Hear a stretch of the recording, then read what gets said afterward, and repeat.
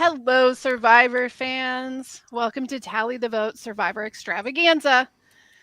Tonight, on Independence Day Eve, we're going to be discussing and celebrating and debating and maybe grieving the cast picks for season 50.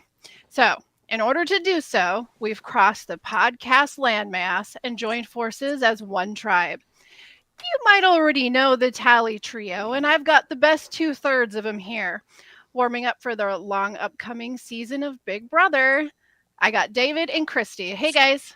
What's up? What's up? I feel very independent. And the tried and true groundskeeper over at Tally Tower and the co-host at Sirius TV Drama, a newcomer to CBS reality competitions, but a damn quick study on all things Survivor is Brian. Hey, Brian. Hey, how's everybody doing? I'm ready to dive in as the newbie in this group.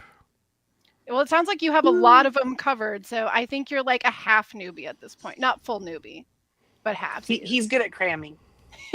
Let's just say my knowledge is pulling what I'd like to call a half hatch. Oh, yeah, see, he's already got it. So, okay. So now out of everyone else here, there's one man who I've likely shared the most unrecorded, unhinged Survivor conversations and hot takes. We aren't always nice, but we are always fans. My podcasting big brother and the man who I will always give the most crap. Let's tip our hats to the founder and frontman of Sirius TV Drama, Scott. Welcome. Glad to be here, Jamie, and I appreciate the words. Indeed. So, everybody, I'm really excited that we could all come together and talk about this crazy cast list that, I don't know, feels a little absurd and like maybe a little bit good. I don't know. I think we're all going to have our own opinions on it, and I think they're going to be pretty strong opinions. But Survivor's coming into its 50th season. The casting goal, as CBS stated, was to cast in the spirit of those best who exemplify those 50 seasons of Survivor. So the best representations of the show, per se. What we're going to do now. Spoiler alert, they failed. They didn't really do what we wanted, but that casting that was thrown really wide, and they tightened it over months and months, and more people that we liked were getting cut for different reasons until they had their cast set. But there were some surprises. We're going to go through the cast. We're going to take a moment to have thoughts on each of those players. Good choice, bad choice. We have thoughts. Who it should have been, and maybe who we think should have been there instead. So if you are in the chat, please feel free to chime in with your thoughts and opinions on these. This is open to everybody. After we've covered the list, each of us have put together our own personal dream team tribe. 6 tribe members from any season for any reason. So let's get started on the cast of 50. And David's going to bring it up so you can take a look at it. We're going to be following the list that's posted to Entertainment Weekly. If anybody wants to follow along, it's there for you. I know some of these players, it's been a long time, so you might want to see their image and maybe that'll jar your memory. So first and foremost on our list is Jenna Lewis Daughtry. She was on Borneo. She came in 8th and All Stars 3rd. I'm going to start with Brian because I think he was probably going to have this most fresh in his memory. So let's start there. Brian, so those 2 seasons, that was seasons 1 and 8. Thank you, Christy. Okay. Of these three, I'm interested in Colby. I am definitely want to see how Stephanie will play, and I could care less about Jenna.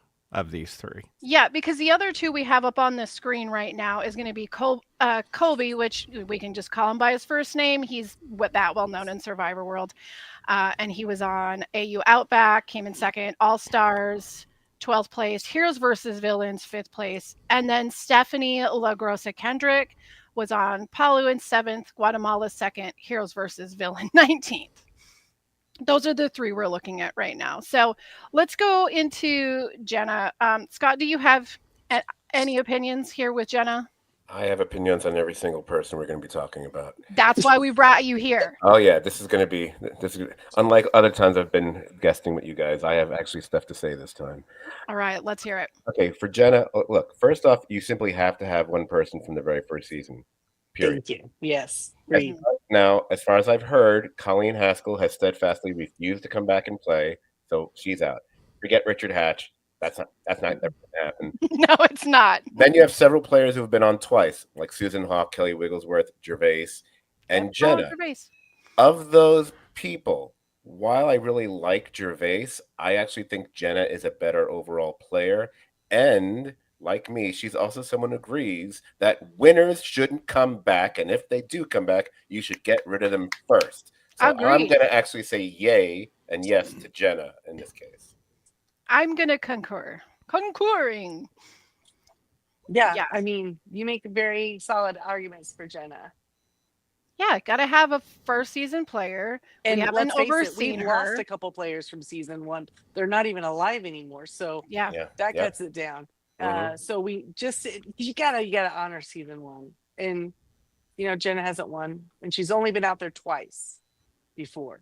So Compared to some of these people, that's Mm. okay. Twice, fine, because we've got people who've done this like 5 times coming in. So this is like their summer plans every year Yes. or something every year. now, what about Colby? What Well, say before we move we? on to Kobe, we got to point out Jenna Lewis also is the only Survivor contestant I'm aware of that has a sex tape out there. Hey, all right, good All for right. her. But- All right, Got with the fun facts. Nice. getting all the deets. Look at you. I love the first bit of information you drop is a sex tape. Well, now that Yes, he's dropped on brand. I love it. Now that he's dropped that, I'm kind of curious if he's going to drop a more, deviant fact about another player on the cast later on. So I'm Ooh, watching stay you guys. tuned. Want to see if you could go there. Okay. If he does maybe. it, we got you. Are we gonna start a gossip site that's called TMG, or are you gonna just do Got After Dark? Ooh, got after dark. Nice. Yeah. You got it. That's what it's going to be. You got it. You got All it. right. Colby, guys, what do you think? What are we thinking here? I'm going to give you my opinion. He's been out here a lot. I feel like if you're done this more than twice, I'm not that interested in seeing you, but it's one of those, it makes sense. He's Survivor brand. I get it. Fine. I'm not excited about it, but I'm okay with it. I'm all sorts of meh. Yeah. Brian has just recently watched that season, so he could probably agree with this that second season that Colby was his first season, but the second season of the show he was like the first like super comp beast, right? Like, yes. Like the person that everyone was cheering for. He was the first hero, really. Like a season 1 was a real strange mix of people, right? If I was gonna say what you're alluding to, Christy, Yeah. is I think Colby fits a slot that I think makes sense, and that is he's the average, normal, like sort of like boy next door who's not too frat douchey. Right. He hits, he's like right there in that mid area. And the thing is that he did so well his first season. And him and Tina had such a good, pairing and at each other's back that him not winning his season was really sad for the fans. I remember that. It was disappointing. You didn't want either one of them to lose, but you really wanted Colby to win, right?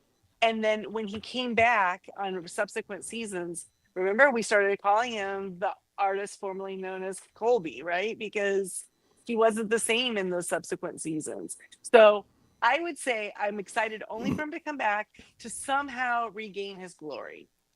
Maybe have this be good experience for him so that he can go out on top. I don't know. We'll see. What do you think, I don't Scott? want him to win though. Oh, yay.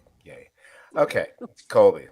On one hand, he's probably one of, if not the most famous player who didn't win and also didn't get his own podcast. But honestly, He had a TV show though. He had that gun show, didn't he? Shooting something. Oh, out. yeah. Do you Oh, my remember God. that? No. Right. Oh, yes, like no. sharpshooter. a number of survivors went and got their own show that aren't here. We know that. But honestly, with Colby, I don't love the player. I think the best thing he ever actually did was his appearance on Curb Your Enthusiasm. I totally forgot And about that. that's number one. And it feels to me, if you bring back Colby, then you need to bring back Jerry as well. They're peanut butter and jelly. You got to have them both, or you have neither of them. But since the Jerry combo thing complicates matters, I'm going to say nay to Colby. I don't need to bring him back. All I'd right. rather be a bit Yeah. more interesting and bring back someone else from season 2 who has only come back once, as opposed to the 3 times Colby has been on Survivor. So my alternate pick is bye-bye Colby, and I'm going to add Alicia Calloway. She lasted 24 days. She's only come back once in Survivor All-Stars, where she lasted 30 days. She was the first African-American woman to ever be on a Survivor jury, and she's the first returning player who actually improved upon their original performance. All those reasons make me think, plus she's only been on one other time, bring her back instead of seeing Colby for the 8 millionth time. To represent 24 season days 2. these days puts her in the final 3. And Yeah. 30 Yeah, it days does. puts her at home 4 days after it's over. 30 days means she spent 4 more days on Traders or something. All right. So then let's slide in over here to Stephanie. Guys, I don't remember. She's been on 3 different seasons, and I can't think of one single move I remember of her doing. I give her a lot of credit because she had something happen that's not happened again as I've watched the first 20 seasons. She was on that abysmal tribe that couldn't win with Bobby John or whatever the hell his name was. And when they lost, they didn't merge her and they sent her back to camp by herself for a night. And she had to spend a night as a tribe of one and stuck it out, didn't quit, had some really rough times. Came back, for, I think it was Guatemala, or I can't read because I'm old. Guatemala. Came back for Guatemala with Bobby John season, or whatever the next season, and sort of had the curse of her team would never win. But she was actually a really good physical player. She actually was one of the most competitive women. So for her mental toughness, I'm real curious how she'll play this season. So having watched her, I have her in my upper echelon of women players of the first 20 seasons for how she performs. Now her win percentage is poo-poo, but her determination, going through some stuff, I'm for her. Well, and second place is not something to scoff at in this game, especially in the original seasons. But I am glad that we have you watching those, because these are all I've forgotten. I have literally forgotten anything and everything she's done. She just doesn't stand out to me. It's not that I'm not okay with her being here at all. Again, it's another one of those, it's fine. Is she, Brian, does she have like a whiny voice? A little bit. Okay, that's all I'm remembering about her. I'm remembering she has a voice where it sounds like she's like naggy or whiny or something. She's like just a hint off of like stereotypical Italian, when she's angry. Like, she would have fit on The Sopranos, but she'd have had to dial it up a little bit. But I liked her. I thought she was spunky and tough, and I'm happy to see her. All right, so it is a yay from Brian. Scott, yay or nay, my friend? It was a tough one for me. I totally get bringing her back. She's an iconic player mainly because of her first appearance where she was the tribe of one and everything. And she's been brought back 2 times, and she had totally different experiences. She finished second one time, and she gets knocked out super early the next time. But again, I got to be honest. When watching her on Traders, that didn't do much to improve my opinion of her intellect or strategy type as far as being a player. That's where I saw And that is her. what I tend to prefer in my Survivor players. So I'm saying, plus I've had enough of her now. So I'm voting nay on Stephanie, and I will replace her with another player from a similar era, a couple seasons later, who's also come back 2 more times like her, but he's such a much more entertaining player. Because that replacement's going to be Mr. Jonathan Penner, who finished 7th in 12. Yay! 15 Oh, Penner. God. favorites, and he got out. That's because of his leg injury, and he had Yep. that one more go around in season 25 where they brought back a few 25, people, and he finished in 7th there. Jonathan Penner is someone I've always been a massive fan of. I couldn't believe they didn't bring him back for this. I would have been very This excited awkward to moment see Penner. when Scott kisses up to Jeff Probst on the podcast and brings up his favorite player ever. Oh, David, you're wrong. His favorite player ever, because since I'm balls deep in all this Survivor stuff now, thanks to Jamie. The Jeff's favorite player in the latest interview where he named one was Cochran. Yeah, of course it is.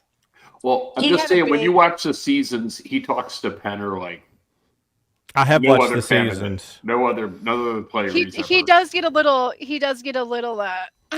sparkly in his eyes He when does. he He gets talks like to a Penner. man crush. He does. He has a like, little Penner some thing, I think, going on. seasons. It's because Penner talks crap to him. He's a little Probst chub for Penner.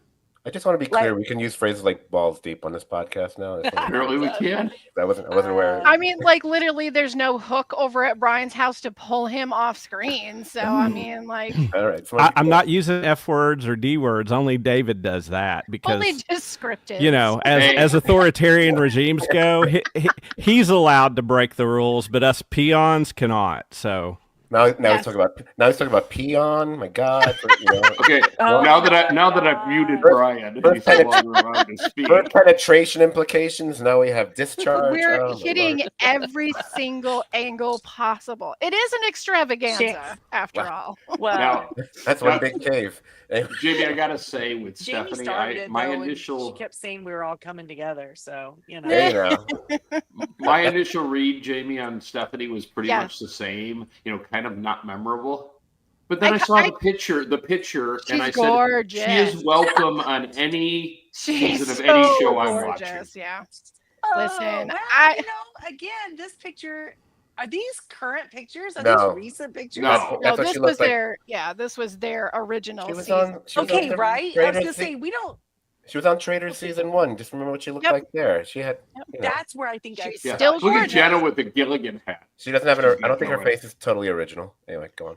I don't think there's many people that have been on the Traders that are completely Well, yeah. original factory made. That's very true. That's very true. It's At like least half. it's in the contract, I'm fairly certain. Well, let's move on to our next three because these next three, everybody knows them. Even if you didn't watch Survivor, you probably have heard these names. So the first one we have is Sariv Fields, Mama See If You're Nasty. Panama, Exile Island came in 4th. Micronesia Fan versus Faves, 3rd. And Heroes versus Villains, 17. And then again on Game Changers, where she came in 6th. We have Ozzy. Again, first name basis. Cook Island, 2nd place. Micronesia, fan favorite, 9th place. South Pacific, 4th place. Game Changers, 12th. And then, speaking of just one name necessary, we have got Coach. And you can love him or you can leave him, but he's been around and he's here again. We've seen him in Namaste. Tokokana's 5th, Heroes versus Villains, 12th, South Pacific, 2nd, and he's here with us again. So, Miss Sari Fields. I am going to start this off with Scott on this one. You and I have had more than one conversation about her, so let's do this. Okay, this is going to be a quick and easy one for me. Everybody loves Siri, and I was thrilled when she won that first season of Traitors. But here's the thing, and you're going to hear me say this again pretty shortly. 5 times? No, that's enough. Plus, we all know she's also going to be on the upcoming Australian Survivor season. Yes. So, Yep. again, nay. Sorry, Siri, I really love you, but I don't need to have you back here. But I will replace you. And now, Siri was all about strategy and her social game. Come on. The most glaring omission is who I'm going to replace her with, Mr. Rob Sestorino. I knew it. I knew that's who you were going to pick in her place. He's only come back once. Yep. And he He's finished too busy. in 15th place. And he wanted, and the whole thing about people talking about, because he went on Traitors, like, no. The Traitors deal happened After. not Yep. before that. So Rob Testering Rob was his name was still in the mix as far as what I have heard. His name was still in the mix all the way up till March.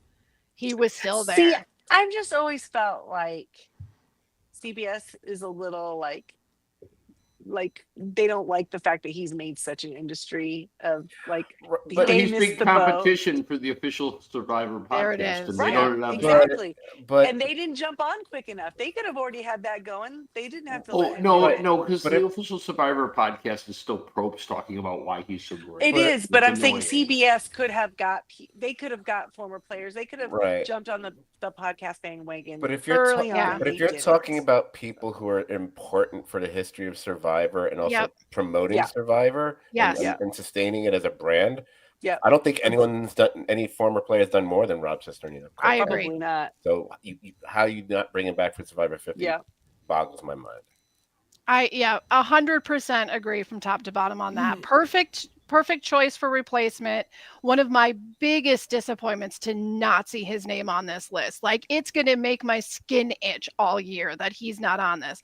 But you know what? I am going to jump over to Traders and I'm going to be so excited for him. Non-pet cat. I am so excited. I am so excited for Traders for just the fact that he's going to be on it, and I'm Yes. hoping he's able to stick around for a while on it. I sure Raiders hope he cast is. looks good. It Yeah, does. It does. It really does. So, okay, Brian, do you have any thoughts on Suri? She's still pretty fresh in your mind. She's still new. You haven't seen her on repeat as much. As this. I love her for the entertainment value of her listening to people and making her confessional comments, and I haven't been burned out as you guys have. So I'm okay seeing her selfishly. Maybe by the time I've caught all the season it rolls around, I will be. But I think it's interesting that she's so terrible in the challenges and always sticks around because like everybody goes to her and everybody likes her. And you just keep thinking, why are they keeping her around? And she just hangs in there. So I'm okay with it from my limited perspective. And I'll tell you, she was on Big Brother 2 seasons. It wasn't last season, was it, guys? No, 2 seasons ago. year before 2 last. seasons ago. And it was the long season. So they gave us the 100 days. 105 days or whatever. It went to, Yeah. And November, she was October. there for quite nearly all of it. And the way you just described it, she still plays the same way. Terrible in every single challenge, but literally everyone in that house kept bringing all their information to her. She could sit there in a robe and do nada. That's and exactly run what that she house. did for the She entire did. season. People just would come and they would just like spill and tell her things and just. I'm hoping that you know what, I love Suri, but I am hoping she is one of the first to go out of this 50. I'm hoping she's the first vote out because I got to tell you, I am over Suri. I have been. It's too much. You're just done. She's been everywhere. She wins everything, and she's basically No, the she new doesn't. She's basically she doesn't win, but she's basically the new Right. Sandra. She plays the exact same Sure. game Sandra But plays. Sandra was a winner. Okay, fair, but Twice. my point is that Suri basically plays that same game, laying back. Anybody but me getting voted out is Yeah. fine game, and it's but dull, that- and I'm over it. But you got to give her credit that everybody knows that going in, and she still survives. Still like there. like It's the there's same way something. everyone knows Boston Rob's game, and they still gravitate to him and want No, to that's work with different. him. That's different. People bow down and evil. worship at the feet of him. But No, there's no, it's one the moment I want to call back to Suri, and this is when I fell in love with her. For the longest time, do you guys remember what her original profession was, other I than don't. Scott, who probably looked it up? I do not. She was Scott a doesn't nurse. know? She Oh, was okay. a nurse, and some dude was hurt, and they called in medical, and she's like, "Yeah, I'm a nurse. I haven't really helped anybody." You know, she's like, and I want him to be okay, but hey, if he's out of the game, that's one less person. Like, Yeah. I was like, she's a nurse, She's talented. and she is not doing nursey stuff for these but people at also all. She's a nurse. She probably knew he wasn't that hurt. Well, she made a comment basically made me think she's a surgical nurse because she's like, I've seen some gnarly stuff, and That's nothing. Yeah. you That's know, yeah, nothing. like this is nothing. So Yeah. All right. I love Suri. I think she's a wonderful person. We said when she was on Traders that, this Traders was a much better game for her. just for her Yes, so style. much. Yeah. That, she loves playing Survivor, but she's not necessarily great at the game, because they always end up cutting her. They'll keep her a long time. Maybe it's a great But diet plan, but you're nobody not ever winning lets money. her in at the end Yeah. because it's So I can't go up against so 3. she's a nay only because she's been out there so many times and she's proved that she's better in other games. So There you go. Yeah, absolutely. Now let's jump over to Ozzy. Ozzy is obviously one of the most known for his athleticism. He's had some sly moves in the he's a past. human dolphin. Yes, he is. Again, my biggest issue here with having Ozzy is that I've just seen so much of Ozzy. That's it. That's my biggest How issue with old do you it. think he is? Well, I he would know, be just in looking his up. 40s now, Yeah, his 43 or mid-40s. something now. He's Yeah. 43. Yeah. Is he? Yeah. So, So you did I gotta get it wonder if right? Ozzy has a little belly going on. We'll I see, it wonder. won't Nah, matter. he's gonna get himself all fit for this. I have Whatever. always been an Aussie fan. I can't help it. I've always had this dream of like taking the best physical players from every season and putting them on one challenge together, like see who's the best of the best, just challenge wise. And so I always feel like he would be there with. I think some he of had those he had other a guys. rounded game though. He just wasn't a challenge guy. He was. I found him charismatic and magnetic, and I thought he Yeah, was. absolutely. People liked him. That's Yeah. why he's been back so many Oh, and he could times. climb trees. It was him and Ty and Yo Man. Those three guys, they live in the trees. And Yule, right? Did Yule climb the trees? Maybe not. Yep. I don't remember Yep. Yule climbing the trees, but Well, I maybe. mean, Scott, what do you think? Okay.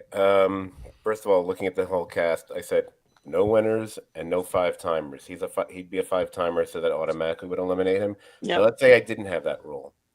I'm still gonna go no. You know what? I never liked him. I never will. Nay, nay, nay. If you want to bring back a male competitor who can never quite get over the hump to win, but he was, physically dominant and also a bit more fun or charismatic than someone like Ozzy, because I kind of thought Ozzy was an a-hole as in his later Definitely. seasons. I figured that's what they Definitely, say. especially to Cochran. Yes. I'm gonna replace Ozzy with Malcolm. Malcolm Yes, please. that's a Scott, great sub. it's almost like we've had this conversation. It would be And those two, when I talked about my dream of having the guys, that's another one that I would love to see them go head to head against each other. now with Malcolm. It would be his 4th shot, but I'm okay with that because it's not 5. And he finished 4th on his original season, then 9th on Survivor Caramon, which the fans' favorites thing.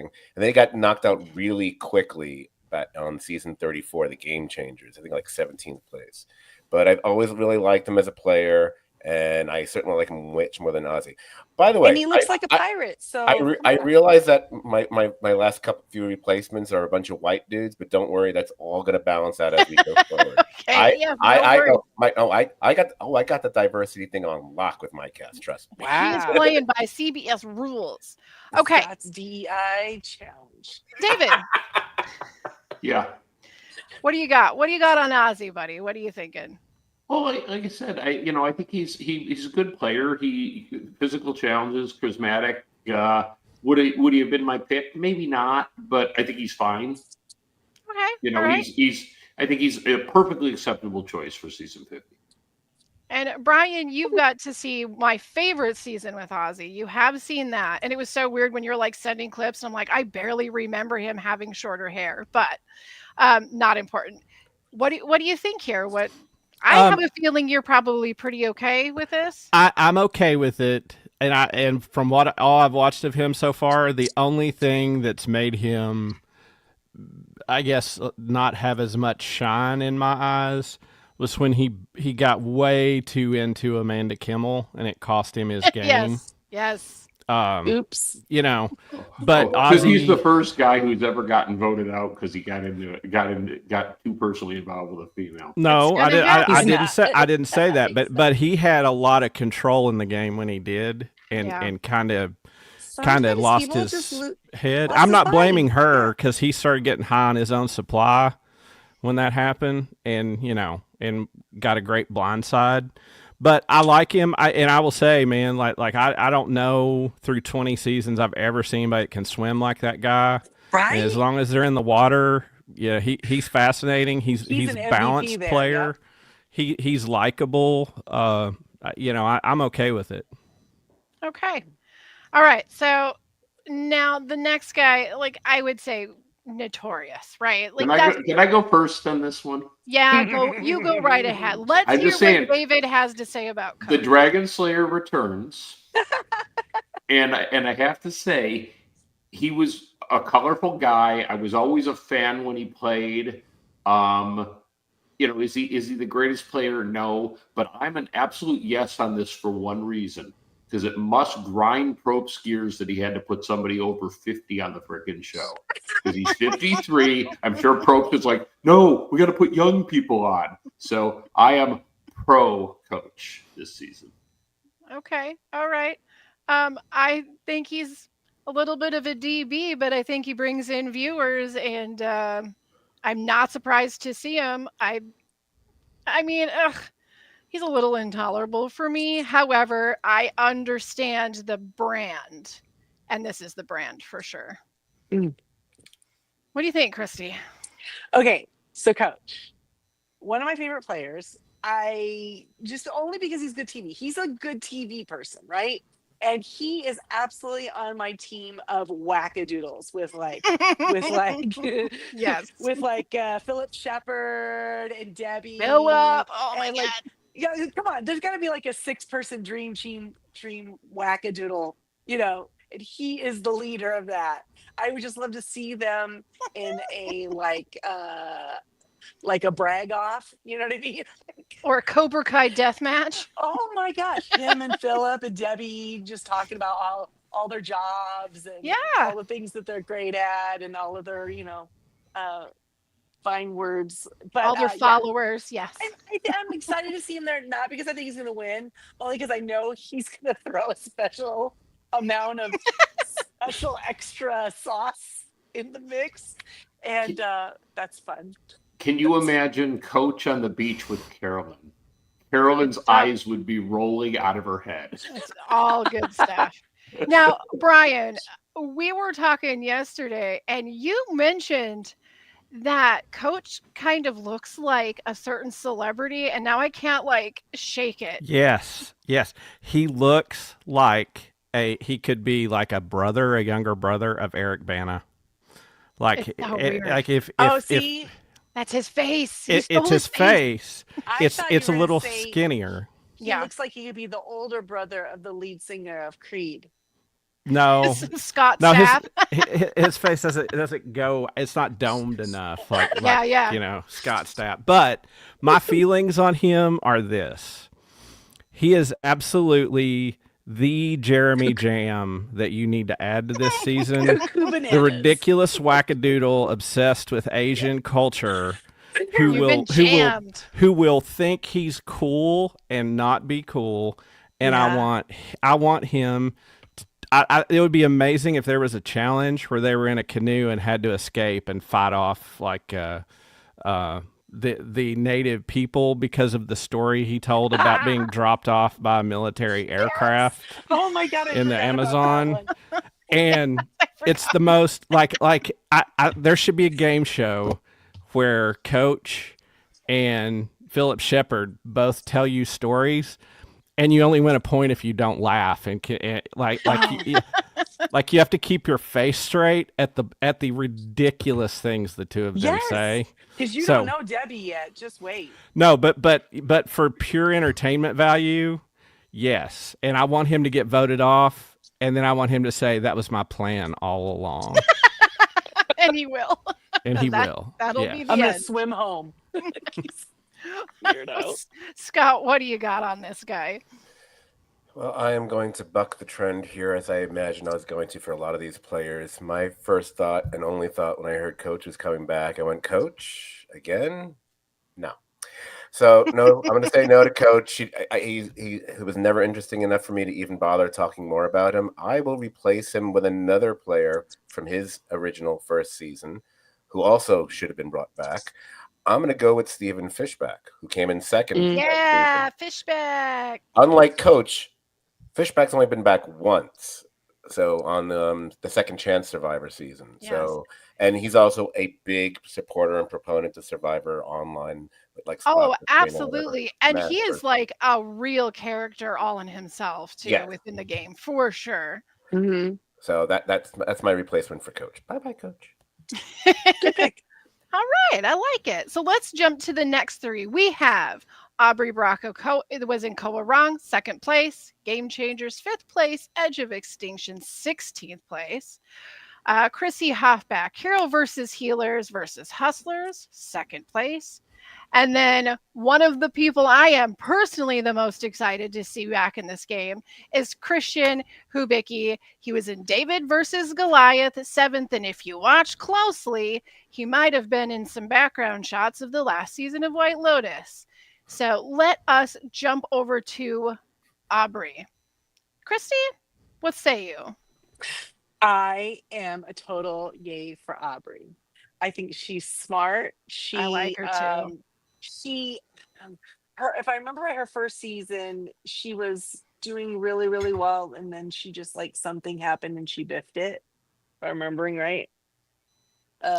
She was doing really great in her first season and Yeah. then was not given any, like, she came in second and just was not given the maybe some of the accolades Right, she and then she deserved. came back she was like one of those, they returned her real quick Yes, yeah. She It was got like for her 2 second seasons season. later. because seasons she later. was kind of like, oh, people liked her and she didn't win, but people thought she should have because she was just like wicked smart. And so I'm excited to see her back. I think she'll add something to these physical people on the old timers tribe. Okay. And Brian, you have not met Aubrey yet, correct? Okay. I have not met Aubrey, no, but she's Okay. not Boston Rob, so Hear ye. All right, David, what do you think? Wasn't a fan then, not a fan now. Hmm. Waste Oh, of okay. space. How is It's the Aubrey sw- on it's this the show and swimsuit, not right? Rupert? It If just she had a bikini top on, it'd be better. no. I didn't care for her gameplay. I mean, okay, but to be fair, this photo is very Bob's Burger. Like Bob's It's Burger is very 100%. Bob's Burger. fair. She's got No, the- it's just not one of my favorite players. Never understood Okay. why she did as well as she did. Didn't like her style of gameplay. She's just All right. Okay. What about you, not your Scott? cup of tea. Got it.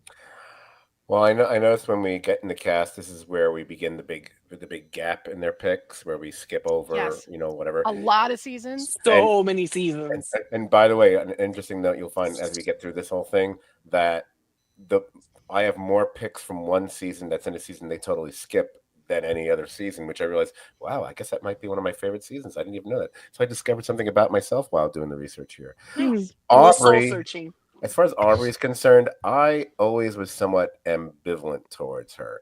I remember liking her during her first season, and then she kind of lost me. And I kind of feel she's had enough shots here because I do remember her successive appearances. And each time she was on, she was less impressive than the previous time she was on. Quite frankly, I think she wore out her welcome by the time she was on Edge of Extinction. So I am going to replace her. And we keep talking about good TV. So I said, you know what? I will pick someone who's more about good TV than anything else.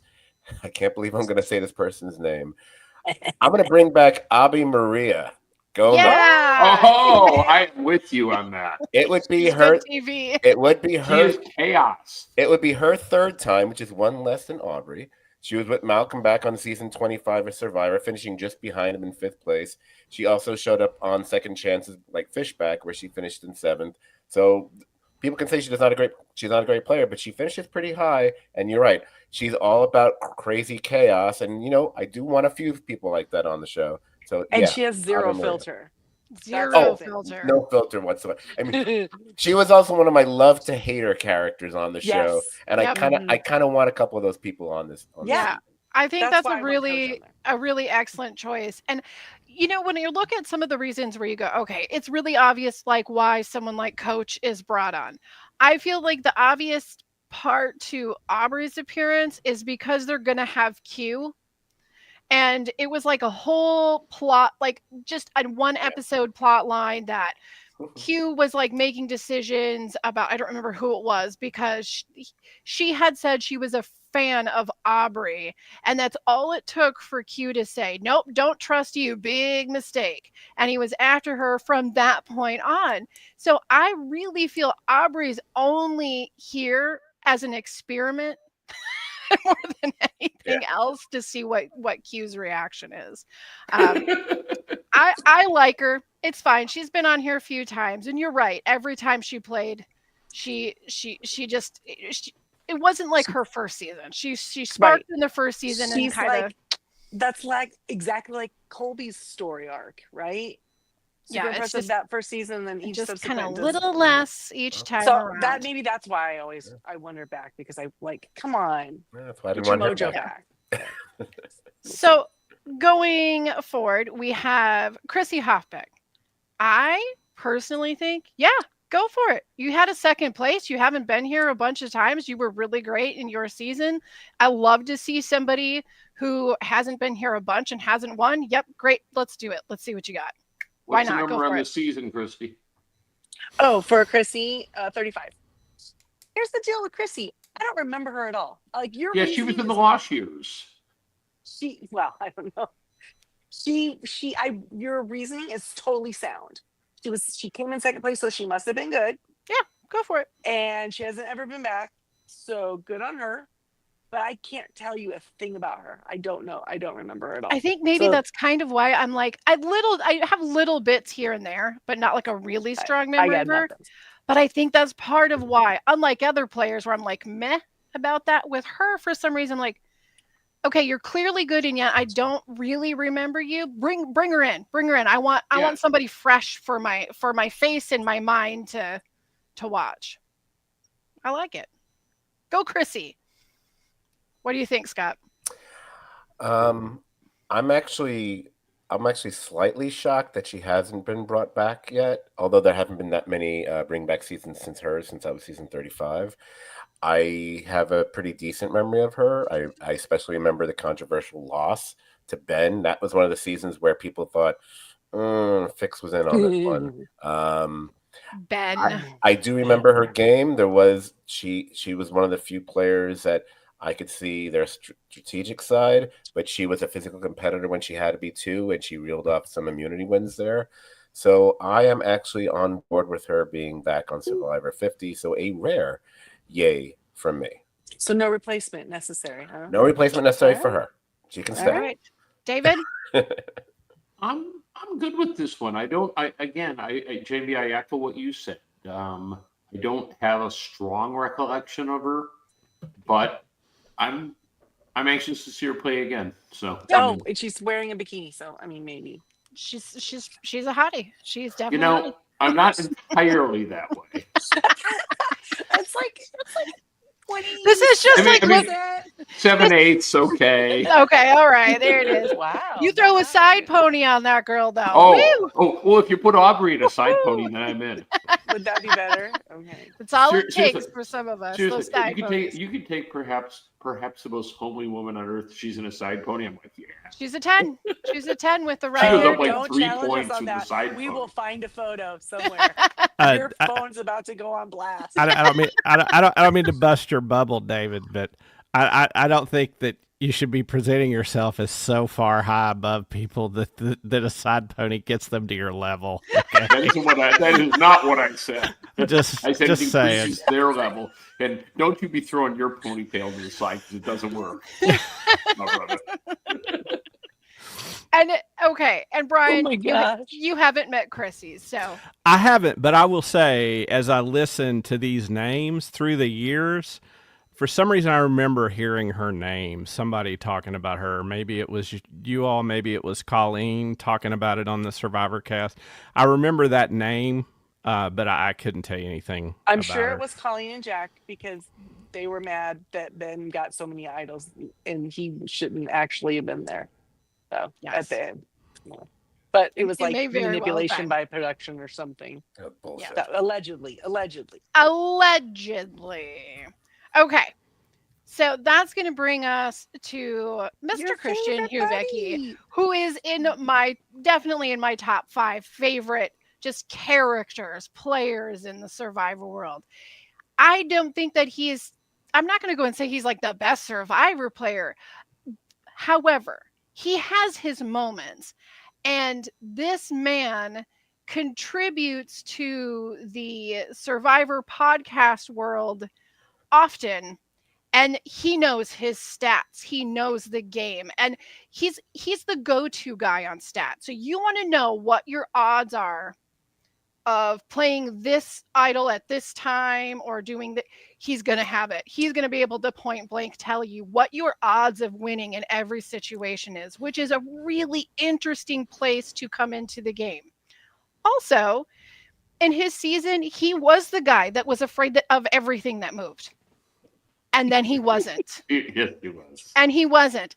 And as much as I kind of like, there's some downside to the people like Christian, because he really grew so much on the season that it made Jeff just like be obsessed with this, like Yes. this whole story arc of people, that it's He changed the loved game that. permanently. But this is one of the guys that did that. But it was earnest, it was honest, it was really fun to watch. And these years later, anytime that he's going to hop onto a podcast, I am sure to catch that one, because he's just so great to listen to talk about the game. So I am really excited for Christian to be there. I'll jump in real quick and get out of the way, since I don't know much. But I want to see him play, because I'm in favor of any time you can get Stephen Merchant on a reality show. There you go. There you go. Bringing it in, being real, Brian. What do you think, Christy? I'm happy with it, because he's super likable. He was my favorite that year, and he went out 7th, right? He's 7th place. Yeah. So come on, he needs a redemption arc. Come on. 7th place when the season was still full season too, not like New Era. That's true. Right, all these people so far all played the regular 39 days. Yes. Yes. Yeah. You mean the real Survivor? The real full-blown exactly, game. Yep. Exactly. Not the mini game. Not the fast forward. Yep. Yeah. Mhm. Play the So, hits, I'm David. happy to Play the see him hits. there. I think he's one of our all-time favorite, like, nerdy players, right? Like, he's in the nerdy. If I keep putting them in their little baskets, he goes in the nerdy. You know what? him You know and what he Cochran. is? He's the super fan before they were casting super fans. Yeah, I would say that he's Right? one of those. Yes. Cochran. Yep. Was I would he agree. Ian on the Big one- Brother. Right. Who was the one that did all the puzzles at home? That was him, right? No, There's been a that- couple was of them that did it, but if you're talking like, about the like first who one that 3D went on printed there that them, That's New Era. Was that him? That's a New No. Era. Was that guy. 3D printed guy? no. No, it's a New Oh. Era player. There was That one was on guy- Carolyn's season. That was the little fella that was Who was playing the with first Carolyn. guy? He might have been the first one who said he'd practice puzzles at home though, before he came out. I don't know. I'm not sure. I feel like anybody who wanted to be a decent Survivor player probably should have been practicing fire and puzzle. And you know what? It seems Fire, to not we be say a fire, but- common thought. Yeah. There's so many people that are But- like, I don't know how to swim or make fire, but here I I don't am. get these people who show up and they're like, day 38, I've never made fire. I have no idea what I'm doing here. It's a little I don't know weird. how to cut a coconut open with a machete. Oh, here I am. That is Christian. He did not know how to cut open a coconut with a machete. Scott, what are you thinking on Christian? Oh, we moved on. Well done, guy. Moron. So my first thought when I was looking at the cast is like, I went, wait, this is the season to decide to pick 3 players from? All right, sure. I don't know if I want to stick with that specifically. Of the 3, because we're about to hit 2 more, I thought Christian was probably the one I found least objectionable. And I will even say, talking with Jamie not that long ago, kind of reestablished him in my mind what kind of player he was. So I will give him a very tepid yay, because I already have plans for the next 2. So Okay. Christian, you may stay. I have a reason for it. Permission granted, Christian. I think it'd be super funny if he shows Mr. up. Christian. I think it'd be super hilarious if somebody like him showed up there when you see him and they're like, they've gotten like super buff and in shape before they go out there. Just That would be hilarious. that'd be great. Or maybe I if he would got love his it. Or maybe if he got his legs extended, then he really would look like Stephen Merchant. Because I think he's about a foot shorter then. He does All look right. like And him. David, Oh yeah. are you pretty good with Christian? I feel like Oh, you're probably absolutely. pretty No, on board with I him. think. Look, I think he's a great addition to the cast. I like how he fits. I don't feel like there's three people playing the game he's going to bring. So Right. I think I like him. It rounds out the cast. Good choice. All right. All right. We're all on board for that. Okay. Now we're moving on to Angelina Keeley David versus Goliath was her season, which I really did love that season. She came in third. It's the only time that she has played. Then you've got Mike But White, she was a no vote finalist. a So, no vote finalist. yeah, Mike dragged to the White end. was also David and Goliath, second place. And at this point, everybody knows who Mike White is. And then there was Rick Devens, who was on Edge of Extinction and came in fourth. I have some thoughts on two of these players. I'm pretty sure Scott does too, but we're going to go ahead and start with Angelina and David. What are your thoughts? She doesn't stand out for me. I'm kind of a meh here. Yeah. All right. Okay. Fair. I don't, and she's another one that I don't remember a single thing about. That's other what I'm than when saying. went I to- recognize her, but I don't remember But her when I gameplay. saw that she was a no vote finalist, I thought, oh, they just She was took her to dragged the end. along because no one was She going to was- vote for her. Yep. Okay. And Brian, Angelina Keeley or Boston Rob? Angelina Keeley.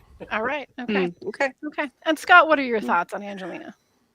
For some reason, I guess maybe because I would have weekly phone conversations about all these seasons, my memory is a lot more vivid for some reason. So I remember that I really, really, really did not like her, and not Yes. all not right. that and I didn't feel she makes for good TV kind of way like Abi Maria or someone like that. I just did not like her one bit. So no thanks. Big fat nay for me. Wait. Yes. So what will you remember? Did she get no votes because people She didn't like her, or she got no votes because her game sucked? her get I feel she got dragged to the final three. She was one of those people who thought they were a lot smarter than they actually were. I believe she's the one who was asking the person for their jacket when they were leaving in final, and the person just ignored her. And that's So actually glad that you brought that up. that the fact that that's her most famous moment on Survivor doesn't Wow. speak well to her game, and Mm-mm. probably tells you why she got Okay, I no actually vote. remember that. Okay, but I like do too. maybe that's the only reason why she's back, because like all of us at some point have pulled that move. Like I know at some point when I was podcasting on JJC, like somebody left and it was like, wait, stop. Can I have your jacket? Like it's just a thing that's in Survivor lore at this Yeah. point. And you know Yeah. what? You know what? Agreed. It'll be 5 minutes in the first episode. She'll show that she brought a jacket with her. Ha ha! Now there's no reason for you to be on the show. You can leave now. So Or anyway, these are people. Maybe they pick some of these people because they can play the clips too for us. During Yes. this, Oh. remind us. Absolutely. well, you know, for a season, as we're going to get into at some point before this podcast is over, for a season called that's subtitled "In the Hands of the Fans," feels like the fans didn't really have a hell of a lot to do with the actual show. We didn't. We Well, didn't. well, We're oh, very no, thorough. wait. Probst just to say the word fans is a move for him. I mean, he's No. not. Well, Clearly he picked all these Well, people. he's talking about fanning the sweat from his brow. Anyway, let me get to my replacement here. I will replace her with someone else from that season, and that person would be Gabby Pasuzzi, who Gabby's finished a good just choice. behind Christian in 8th place. Kind of the fun thing, I want to see how she and Christian would act towards each other if they come back together for this season 50. So Gabby's my choice there to replace her. That's a great choice. Yeah, that's a good one. Okay. Now we're moving into Mike White, and I know this is going to be, I don't think it's going to be divisive among any of us. Like I just, amongst fans, you know, I think there are those who like him as a player, and I did. I liked him fine as a player. But then there's this other aspect of who he is in Hollywood, and my biggest problem with him being in this is that I feel like it completely erupts an honest game with anyone he's playing with, because it's known that he gives Survivor friends cameos in White Lotus, and who's going to be playing as who they are at this point with him. I don't know. It does something icky. I don't like it. I'm not a fan of it. I like Mike White, but I do not like him on a return player situation.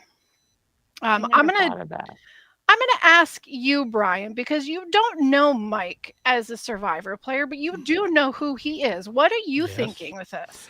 I think that it's a gamble. There's a spectacular way that people show him he's not that impressive to them by, enforcing the equality of the island upon him. And if somebody's like, I don't care who you are, you sucked at that challenge, I think that could be some really interesting TV. The only fear I have is like this guy's a hit maker. And this show, it's still popular, but it's not hugely popular.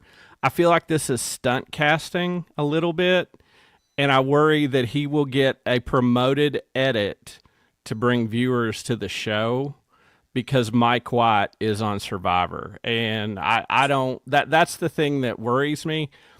But I would love to see like Coach just be like, "What's White Lotus? I don't know what that is." Like, I mean, there's a Far Eastern thing because maybe I'm into it. Yeah, exactly.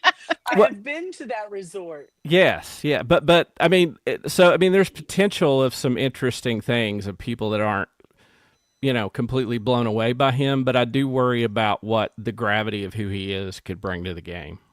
Yeah, that's fair. That's so interesting. His very first season out there, the only thing he'd had really in his back pocket was School Rock.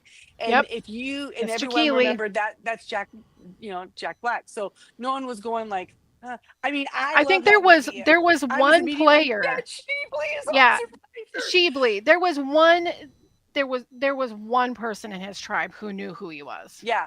So he was that first season. He didn't have any of this behind him.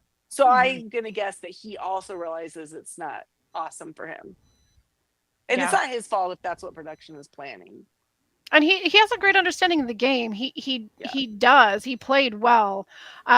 He's had his hand in Survivor as a game since then, because there's been interviews where Jeff's talked about he came up with this idea and earning tokens he and had this sort of thing, and a lot to do with the new era. Well, and he really like boiled it down for Jeff in the sense of like, okay, but is that fun? Like, if it's not fun, then don't do it. Was he in charge of the fire tokens? Was that his thing? Because that no, he's the one who stopped the fire tokens. He was the one that told Jeff to stop that. He wasn't wrong in what he said, but what Jeff took from it is let's have production try to control the entire game, which is fun. Was he the one that said every season of Survivor should start with a murder and it's solved by the end of the season? Is that his idea? Good. Yeah, he did. Yeah. That's a great season. Anyone but him. What do you think, Scott? Okay. When Mike White was on that season 37, I recognized him right off the bat because I remembered him from Chuck and Buck, where he was on screen as well as being behind the scenes of being one of the creators of the creator of the movie, and I knew about School Rock as well. Whatever. Those who listen to our podcast have probably heard me at one point or two over the years talk about how much I dislike the White Lotus. So that means nothing to me. I hated the first season so much I never went back to it, and I don't care how good it might be. I will never watch it again. I feel he's one of the most ridiculous people to bring back. I am totally against it. I said, you know what? Fine. You want to have a token celebrity in the mix? Okay, let's take it down from, we'll say, because he's a creator of a hugely popular cable show, although when you look at the number of viewers, it actually isn't as popular as you think, but whatever. We're going to take it down from A-list. I'm going to drop it down to, I don't know, C-list maybe? I would sooner bring back Lisa Welchel, the former child actress from The Facts of Life. She really stood out. She really stood out back in season 25. She made the third place, and now we get another one from that big old gap. And by the way, let me just make this quick. I realize that between first-time players and the fact there are returning players in season 25 and someone else who I haven't gotten to yet, I have 4 people coming from season 25, so I didn't realize how much I must like that season. Yeah, it was But a good season. But I'm looking at the way they did the actual cast here. I don't feel bad about that at all because look, they took 4 people from Heroes v Villains, they took Yep, 3 from Game Changers, 3 from you David got v it. Goliath, and 3 from season 48, which we all know is the most ridiculous thing of all. So I don't feel bad that I have 4 from season 25. No, nor should you. I love your choice as a replacement with Lisa, but I do know that she was never asked. This wasn't a situation where she couldn't come back or they mentioned it and she couldn't do it.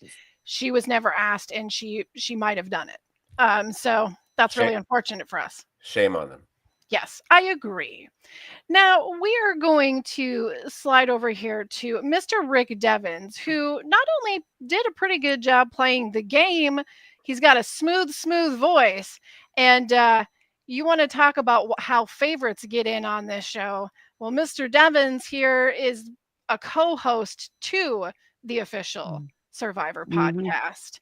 So maybe Rick got Yeah, in did that where give him extra Sesternino points there? didn't. Yeah, there might be another one if it was cast too that A little bit of friendship going on there and got him in. I'm not going to get super mad about it because I liked Rick Devens. I liked him. I liked watching him play. He was entertaining enough. I thought he wasn't terrible at challenges. He maybe, but overall I just kind of liked him and his personality. He was Yeah. pleasant. So, I'm not really excited, but as a familiar face, I'm okay with it. Let's see. He Brian, you haven't met Rick because you haven't hit some of these 20s, 30s. No, but he looks like if I throw him a beer, he'll flip the hot dog on the grill in that picture. So yeah, he will. I think to get a mix of people, I'm just snap judgment. I'm okay with it. Okay. All right. Christy. I like Rick. He's a decent guy. I like him. I'm okay with him coming back. All right, David. I'm a no. I'm a hell no. All right. I'd rather see Brandon Oh. Hance play again. I mean, this Oh guy. my gosh, that's a definite hell no. This guy is trading on who he is and who he knows, not what he's done. He shouldn't be here. That's my position. Okay. All right. That's a He staunch was position. out at 4th place, so that makes him the fallen angel, right? Yes. I will counter Got's reaction with That's the best sound effect. I don't know what the hell you're talking about. Perhaps you blacked out that season. I was a huge fan of his gameplay. I thought he actually got robbed, and he also, by the way, this should just be a season of just people who finished 4th because Fallen angel season. That's the most That's probably the most intelligent thing you've said on this podcast, or really any other. Well, considering everything I've said has been fucking. Oh, sorry, guys. It's all right. It's already happened. We've been inserting things all evening. We've dived into explicit hours ago. I apologize. But keeping it simple, I'm a big fan of his gameplay. For me, it was probably one of the easiest yays I had to do here. Yeah, I started to say I can't believe he hasn't returned, but then I realized, wait, I don't know if there's been any return season since I think there's been one, maybe. Winners at War, I think. Yeah, Winners at War, and he wouldn't have been there because he wasn't a winner. Yeah. But I'm with you, Christy. I love this idea of a fallen. See, I think there needs to be a fallen angels versus first vote outs. I would love it. I would be so excited for it, and it will never happen. I'm way more into the fallen angels than the first outs. There's been a few players there was like a brain surgeon that I was like really excited to see play, and they voted him out right away. There's a few of them. You just want to get the podcast guy back on, that's all. That's why. Come on, Fairview. I think the 4th place boot is very often somebody that they did not want to take because they couldn't beat him. One of the best players in the game. A lot of really solid players. Rob Sesternino, 4th place. Yeah, there you go. Well, we have 3 people cast this season that were the fallen angels. So maybe one of them has a shot. Okay, let's get into the next 3 here. Oh, and I just want to say right now, we're done with old school. Now it's all we are out of old players. school. Now we're a new era. Yeah, because we've passed season 40 and past 12 players. So now the remaining 12 players must come from the final 9 seasons. Because Apparently. only in the Eight- mind of eight Jeff says Probst it- is that intelligent. 8 Yes. seasons, 41 through 49, 39. right. Yes. So 40 seasons get 12 players, And one season and we haven't even 8 seen seasons yet. get 12 players. That's ridiculous. What Yeah. the fans have chosen. Who No, they is didn't. he? No, Who is he fun in here? the fans haven't even All right. seen 2 of them. It's ridiculous. Exactly. It's very true. We don't even know. Like, It's no, it's like a please. mystery box, with Two the places for this the new silhouetted season. character. What are you gonna get? Do you have this one in your collection? Hopefully it's not another Devon's. It's a Mystery. duplicate. Mystery date. Open the door. It's Mystery Survivor. Okay, so these 3, again, we're in the new era, so of course we're going to recognize these people. So we have got, first of all, Jonathan Young. All right, he was in season 42, and that's how we know we're in a new era too. We no longer have themed seasons. So Another fallen angel. Season 42, 4th place. We have Emily Flippin, season 45, 7th place. And Dia Valderas, 45, winner. Okay. Boo. I have a feeling that we are all going to be about the same place on 1 and probably the other 2. But let's dive in and see. All right, Jonathan Young. I think he's an obvious choice. He's a fan favorite on the Facebook groups. The casual viewers really love him.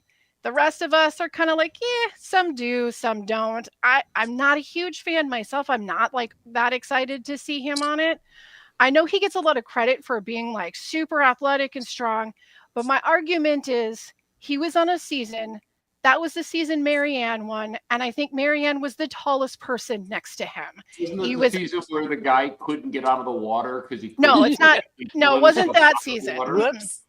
No, it was not that season, but it wasn't far off. There was not any other athletic players on that season, period. So, yes, I think he Well, 'cause looked Jeff doesn't amazing in think it. people want to see athletic players. But here's the upside to him. He is athletic. He's going to be going against other people who are athletic. He's not playing against a bunch of small, like, not athletic, only puzzle doing people. He does, however, have some flaws where with his social game and the fact that he gets irritated really easy. He's definitely introvert. I don't know. Whatever. I'm okay with him being there, but I'm sure there was somebody else in that slot that I would have been more excited about. I'm going to jump over to Scott because I feel Scott's probably in a similar frame of mind. I think I might be a bit more extreme on you on this one. Yeah, Jonathan Young, no way. No. Don't like him. Don't want to ever have to see him again. Don't want to have to sit through another season with this guy. I will stick with the new era concept. I have no problem with that. I'm shocked that they jumped right to season 42 because I'm going to be pulling more than one from the season before that. So I'm going to go to season 41, and I'll bring back the guy who finished in 5th place that season, Ricard. Yes, So, sir. That's who it should have been. The complete opposite of Jonathan, and that's who I prefer to see on the show. Not Yep. not the idiot Hulk that Jonathan Young is. As predicted last evening, Scott has in fact raised Ricard. I know he would. Ricard was an amazing player. He was really Great player. He was, and he had the beautiful hair. Damn him. Where Yeah, he everyone's jealous of Ricard's hair. Well, All right. I'm doubly jealous. He's a handsome man. Well, as a very jealous man, David, what do you say about Jonathan Young? You know, Jonathan He is has long hair. obviously the strongest player in the new era. So I feel like I want to give him a little leniency because he was like a man amongst midgets. But hold on. Do you for think? 8 Hold on. seasons. I'm gonna hold on. I have to know before I move forward on this. Do you mean he was one of the strongest players in the new era physically, or like as a player? Physically, absolutely physically. I'm going to ask you where if you did not watch last season. Like you literally had Joe Joe and David and Kyle, like they are all okay, fair, but they're definitely in not the stronger same than level he as him. is. maybe not stronger, but he's not stronger. And than up that. until that season, tell me where the strong players are. They were avoided for 3 years. There was very few of them. It wasn't a big thing. I don't love agreeing with Gaddis on anything, but the guy was like ridiculously like didn't he like pull the entire boat by himself and do everything? It was like 8 people in one. So But I don't think Yeah, he's it was going like- anywhere in the You should game. have let him go on Australian Survivor where it's more of a physical competition there. I'm fine with that, but I don't need him send back it here. there. Yeah, He'd go probably there. do well there. Bye. All right. Christy, what do you think? You know what? I'm very like, meh, it's fine. He's not. I wouldn't have picked him if someone said from New Era, who would you pick? I wouldn't have gone. Oh, I wouldn't have probably even thought of him. Honestly, there's plenty of others that I like more. I'm not And so super I wish- surprised about this breakdown, actually, because David has always been like, if there's a physical player that's like, I really stands out, I might be like, oh, this guy's like really awesome. But for me, that's never been the game for me. But David Right. is more in tune to like somebody who's more athletic in the game. Right, he likes sports. Yeah. I'm like, huh? Sports ball? Right, What? exactly. Though, I will say this: he's like sensitive to people, if I remember right. Like Jonathan? he wasn't a douchebag to people.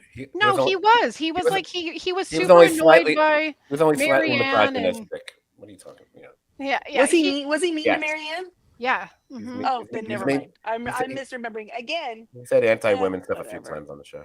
Yeah. All right, then And can I clarify he's something? dead to me. Yes, please do. You were talking about me when I was off screen, and That wasn't nice.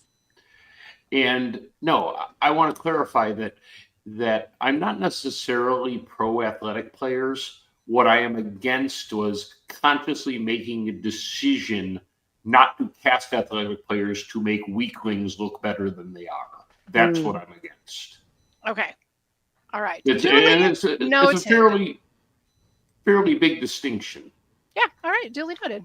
It is out there. David henceforth decrees: do not pander or feel that your viewers are not intelligent enough to see the BS through the trees. All right. He's taking a spot though that could be used for somebody much Oh, better. fair. I don't disagree with that. There's I mean, so many other players that from that era that have not made it. It's sad. Okay. All right. Emily Speaking of waste of space, Flippin. was that allowed? David, see yourself out. Anthony! Emily Flippin is intelligent, hilariously unfiltered. She had such a redemption, right? What we all Yes. hated her on the first episode. We were like, "Oh my god, this woman!" And then she was the one player that you were able to see actual growth. She Did I like her pivoted at the end? perfectly, and you Yeah. go, "She's playing that. She actually figured this game out." Okay, And here's was the able to thing do about it in I real just remember time. not liking her. Here's the thing about Emily Flippin. This is part of the reason why she's so great, is because time and time again, in shows like Big Brother and Survivor, we talk about how important it is to be self-aware and how many players just devastate their game by not being self-aware. She wasn't at first. She had one conversation with one person, Caleb, who pointed these things Was out like, to her, Yo. and she took it, she ran with it, and she was a completely different player for the rest of the game. Yeah. Like He if coached her, right? And she took that And coach she- moment and just one conversation is all Mhm. it took for her to go, he's absolutely right. What am I doing? And then just shifted everything and played a pretty damn good game. And she's like a little awkward, a Yeah. little maybe on the spectrum or something, like a Mhm. little out there, a little oddball, but super smart. Yep. I like her. super smart. Yep. And so yeah, I thought she had a good story her season, and Yeah. I hope she's continued to grow from that, and I hope she can start in a good spot this season. I'm super okay with seeing her Yeah. again. I think Yeah, I she's am an too. appropriate return player from the new season. So And what a about surprise, you? You and I like the same person again. Shocker. But just like David was likes like- a meathead, you know. Yep. Good. That's Okay. we like the little We have a nerdy brand girl here. who is self-aware. Yeah. Okay. Scott. I remember not caring for her in the first week or two, and then as she readjusted her game after her conversations with Caleb, I grew to like her more and more as the season went on, which is a rarity for me with Survivor. Yeah. So I thought she ended up being one of the standout, most interesting players of that season. So I will say, yeah, got to bring her back. She gets a yay from me. All right. And Brian's in yay, obviously. So Now, the Yeah. next one we have is another winner, which is D. Um, well, this I is the first winner we're talking about. So D, D played a good game. She won her season. It's all fine and good. I am not ready to see her again. I wish it would have been somebody else. That's it. That's all I have to say on D. A, she's a winner, and it always sucks when they bring winners back over our people, right? Yep. B, he also hosted on Fire with Jeff Post. She was also a co-host on that. Oh yeah. So Wow. again, did they get, you know what I mean? Like, oh, okay. So her Alright. and Rick Devens. Yeah. There you go. David. She's fine. The space could have been used better with another player. Yeah. Okay. All right, Oh, Scott. Scott's gonna make a good sub in here. He's got a for good this one. trade. I Well, know it. There we Anything go. will be better. As I said from the get-go, no winners, period. I don't care who you are. And Yep. plus, honestly, as far as she's concerned, I happen to think D is one of the more overrated winners of all time. Yeah. Agreed. I can't argue. Now, so obviously I'm giving her the boot. Bye-bye, which she should have gotten that season anyway. And I'm, again, going to go back to season 41. And this is a player that I didn't necessarily, I'll be honest, speaking of overrated, I actually think this player is a bit overrated. But I did think overall she still played a pretty good game. She definitely deserved to be brought back. And again, she's strategic-minded and all that other stuff. Yep, let's go back to season 41 and bring back Shan Smith. Well, because So- you want Ricard there, and so Oh, there you go. golf Gotta clap, there. golf Gotta- clap. Gotta bring back Shan. I'd rather sit with her through her than D again. That's what my head started doing Yeah, it. I was gonna ask Scott. Now, shall her devious music come along with her, or she should have a new theme, but still kind of build on their old theme. It's kind of like the new Superman movie is going to be using the John Williams music, but it's going to be Yes. slightly different. So Shan should come up with a slightly new version of her. yeah, like a remix? Shan the Yeah. remix. Yes. Yes, I think that The is older a and great wiser trade. remix. It'll feature Farrell on it. I love it. It's a good trade. Wish that's what we got, but we don't. So we're gonna move into our next group. Let's see here. We have got And I have to say, I'm excited for the Superman movie because it's been a good half a decade since DC's had a hit. okay, Superman. It's been mentioned once. Take a shot. Now we go. Tiffany Irvin, season 46, and she came in 8th. And then you've got Genevieve Mushaluk. Wait, no, where? Oh, is that the order we're in? Okay, I think Q's up on screen. Oh, wait, sorry. I missed Q. Charlie. Okay, so we're going to go to Q Bernadette, and he's season 46 also, 6th place. And then Charlie Davis, 46. And then Tiffany Irvin, 46. Charlie came in 2nd. I feel like we all are going to agree that that man was robbed of a win. And She's gonna shake it off, right? and we've got Tiffany that came in 8th. Man, these are just these people are so fresh, like so fresh in my mind from these recent seasons. Q, yeah, okay, I get it. I get why he's back. He's a character. He's got a catchphrase. It's Q. He's hyperactive, Canceling energetic. Christmas. We're in Canceling Christmas, big mistakes. All wearing hoodies as skirts. I mean, all of the That's things. right. His man pouch that I think he made Yeah. it was just a. It what do was you call literally a fanny hoodie. pack. It was a Yeah, fanny, like a fanny pack. Let's be honest. Well, you know what? I know a lot of people loved him. I'm like a little like eye rolly about it. Again, it's another one of those. I get the brand. I understand the choice. I don't love it, but it is what it is. So, Chrissy, where are you? Let me Q? check here. What did I wrote down name. And Nah. I remember what I remember of Q immediately is episode 1. He wants to do the challenge at the beginning where they have to move all the stuff to people in a certain amount of time. They had to move all the coconuts. Yes. And he quit, right? He quit. He Yep. quit. Yep. He didn't want to do it no more. Yep. Because he couldn't do math fast enough to realize that they only had to make. He was thinking there was going to be more trips than they were taking or something. Yep. And he was like, we don't have enough time. It's like, you do, just keep moving. And I don't know. Meh. I'm not a fan. Meh. All right, Scott.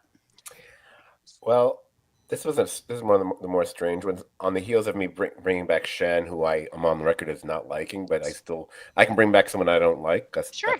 I think that's an even more fair I'm a way to go Shen about fan. this. With Q, I did not love him as a player. No, not a good player. I recall week after week, me and my friend Tiffany, who always discussed Survivor for the last 20 years. Shout out to Tiffany. We both really hated him, but I have to acknowledge he does, as we always say with the show, he does make for good TV. Once I knew they were doing Survivor 50 and they were going to be doing a heavy dip in the new era, I was like, he's kind of a no-brainer. So I'm going to call it a somewhat sheepish gay for me. Yeah. So, Okay. yeah, like, right. yeah, sure. Bring him back. It makes sense. Got it. David, you liked Q, didn't you? I feel like you were a fan of his. I will say Q was my winner pick. Yeah. You disappointed me. This is my redemption. You let you down. Redemption story. Oh, there you go. So I'm gonna go ahead and say yes, only because one of my winner picks has another chance to win, and I'm gonna claim victory. I can't fault you for that. That would be pretty funny. I mean, I would be mad in this group of people if he's the one that won, but I love a sense of whimsy. So let's go for it. Go Q. Give David the win he didn't get. And plus, he's entertaining. He's good TV. He made horrible choices in the game. Yes, he did. He got voted out with an idol in his pocket after 4 other players right before him were voted out with an idol in their pocket. They are bringing people back for season 50. Okay, we need to have good players. Well, okay, you know what? Hey, half of them are new era. You're not going to have good players. As a father to a child named Q, I'm in favor of Q's. So I'm saying yes. You have to root for him in that aspect. It doesn't matter. He's a Q. All right. I know. Well, we're going to get to see a season. This is the things we are going to know. He's great on Star Trek. He's so mischievous. We have a couple things that we know for sure that we're going to get with Q. He's going to relentlessly drop his catchphrases, right? There is going to be a whole thing with Aubrey. That's why she's there. Okay. And then there is going to be the clips about the 18th people in a row being voted out with idols in their pocket, including him, and him saying, I should play my idol because I don't want to be like the 9th person that goes home with an idol in their pocket and then does it anyway. So what was the thing with him and Aubrey? I'm not understanding. One of the players said that Aubrey was their favorite. And for some reason, he decided that made that girl enemy number 1 because he apparently is terrified of Aubrey. I don't know. It never really made much sense. We didn't get that deep in that storyline. It was just a weird thing. Okay. So we're going into Charlie Davis. And Charlie Davis was also in 46, second place. Like, it was the lost heard around Survivor world, completely stolen from his number 1 ally, and not even in a way that you can go, wow, like that was really something. It was more of a, what a jerk kind of way. It was terrible. It was yucky. So I am very excited to see Charlie come back, play the game, and get another chance. Who won his season? Kenzie. On a 5-3 vote. But we liked Kenzie. Yeah. No, well, I actually didn't like Kenzie at the beginning. She was my least favorite, and then she was like one of my most favorite by the end. I was definitely rooting for Charlie over Kenzie, for sure. No, I like them both, and I think I like Kenzie because A, tattoos. B, she's gorgeous. Yes. I like Kenzie. Sorry, I don't know. The hard hitting reasons. Wow. Listen, do not judge me. I have my Charlie. She's a pretty girl with tattoos. How could she not win? You know what, Christy? Ever since you have looked for twinkle in the eye, I don't doubt your system. Okay, I do not doubt it. Very specific criteria. Okay. My only thoughts on this guy are, as I look at him, I imagine he plays golf and never tips more than 10%. So I say no. All right. Well, I'm going to throw you. Wait. We got to ask Brian, Charlie Davis or Boston Rob? Oh my God, Charlie Davis. Yeah. Now listen, Brian. There's a few things about Charlie that are going to surprise you. There's a few things that are going to surprise you. One, he's definitely more of the nerd player. He's definitely more of that guy. Wasn't he one of the youngest players too, or something? Yeah, he's a young fella. Mm-hmm. 2, huge Taylor Swift fan. Oh my god, yeah. Huge Taylor Swift fan. Like can list every song, every album. Oh, There didn't he was- do in like order. the Taylor Swift off Yes. with another player? Yeah. Yes, he because- was doing is- Metallica songs, and he was Yes. doing Yep. Taylor Swift Yes. songs. Is this you guys trying to talk me into him? You'll like him. He's You'll just like a him. good kid. Yeah, He's a you'll good No, like kid. you'd like him. Trust You'll me. like Okay. I just when I see that It's a confidence poor choice. of that hand on the hip. It's a poor choice, pose, and costume. He has Me- done. I- Well, to meanwhile, describe all three of But them have their Q hands is on their doing hips. it too. They're all doing That's how it. they No, tell- but that's literally how they tell them to pose. Q's does not have the imperial angle that Charlie Davis's does. Oh, please. Q's got his chest open there. Stop. It Stop, is a little stop yourself. piratey. Stop It's a yourself. little man. romance Stop, novel. stop. Yeah, That's- yeah. Go, you and God go in the corner.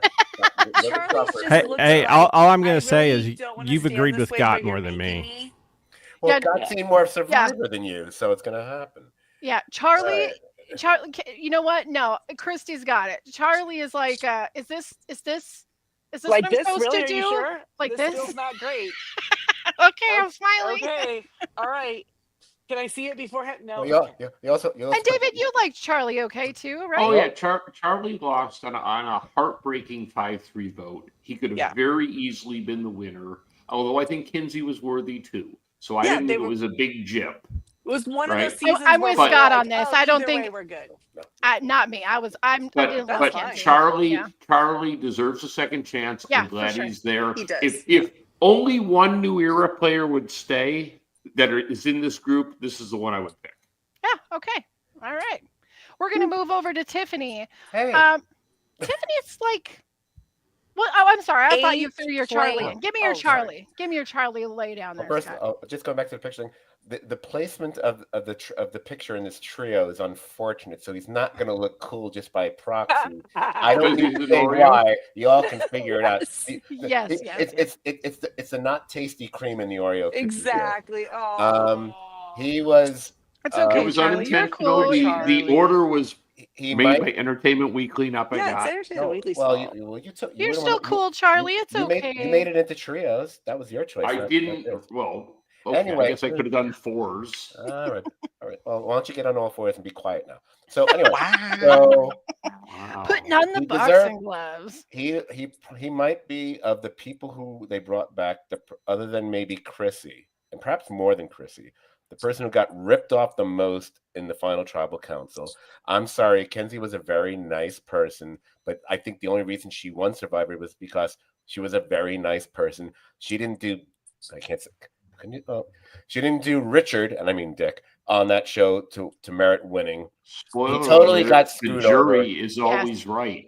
They get to Yes. set the criteria. That's the magic of the game. And meanwhile, Yeah, we never, you have to figure out. But meanwhile, we don't actually agree with the jury half the time because You don't have to. That's not the point. They're the jury, and understanding Well, them and how and they're I- going to vote is half the game. But I feel like what's really important here is Yeah, but that he the got screwed jury. over by Maria, and that's why that happened. That's why. Exactly. It's And not then- that the but then it jury didn't happen. had the Is just it's because disingenuous. Maria took credit for moves she did not make and took them away from Charlie, so they thought he wasn't worthy over Mackenzie, and she lied. Period. Charlie deserved that win. Outwit. He should absolutely be brought back without question. And I couldn't name more than 2 Taylor Swift songs myself, so I don't care about that. But I thought he actually was a really good player throughout that, Yeah. and that was one of the few new era players I was like, really? He's not going to win this? So yeah, he's definitely deserves to be brought back. Yeah, I'm he like, was my first boot that season. I was like, this is the first guy gone. Yeah, because he was Yep, so you young. were. You said that. Yep. and It was he the like, Taylor. It was all the talk about Taylor Swift Yeah. that convinced me he was gone. I think we did that Well, season. I think he we podcasted that whole season. in if I his recall. pre interviews, he came across as kind of like a naive young kid, right? but he's smart. And then you smart add in the cookie. Taylor Swift, you're like, oh, bless your heart, you're not going to be able to do this. And I'm not like super Taylor Swift fan. I'm not a Taylor Swift hater, but I can appreciate anybody who has a passion for anything that they like that much. Yeah, for sure. I can totally vibe with that. You know, a lot of us here can. We but- all have our own passions. So Taylor Swift says, "You go, Charlie." You do your He thing. he was a player that, as we moved forward throughout that season, it became more and more clear just how smart a player he was, and he was really making really smart moves.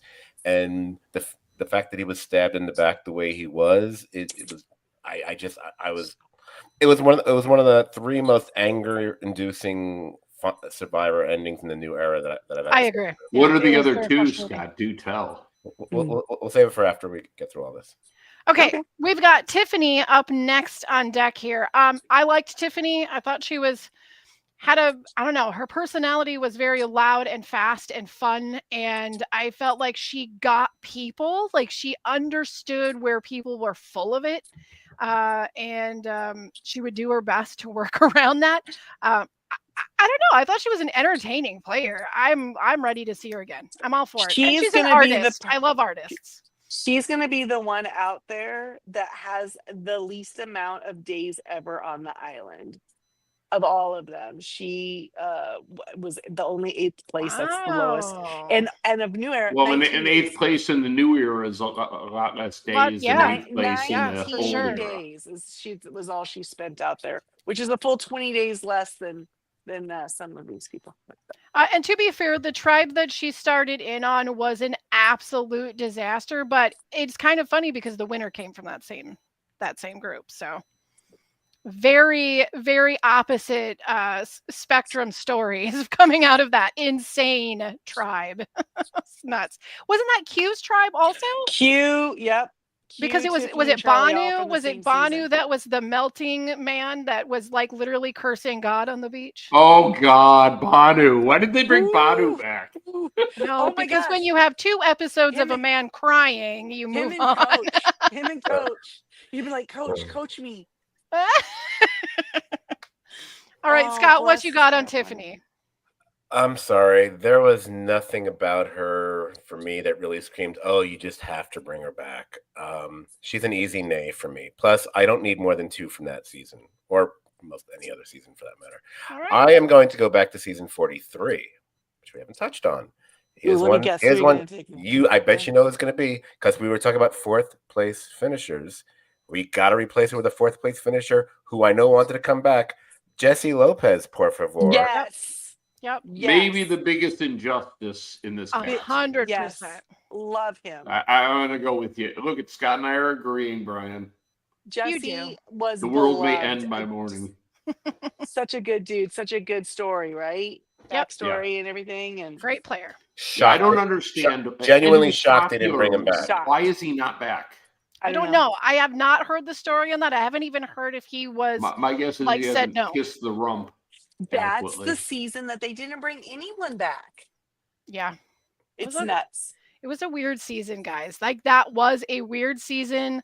That I know that the jury got a lot coming down at them for it. There's been a lot of defense. Is that the coming from Gabler? that. The Gabler? Yes. The Gablers? Well, yeah. That would but be one of all. that would be one of the ones I was referring to before.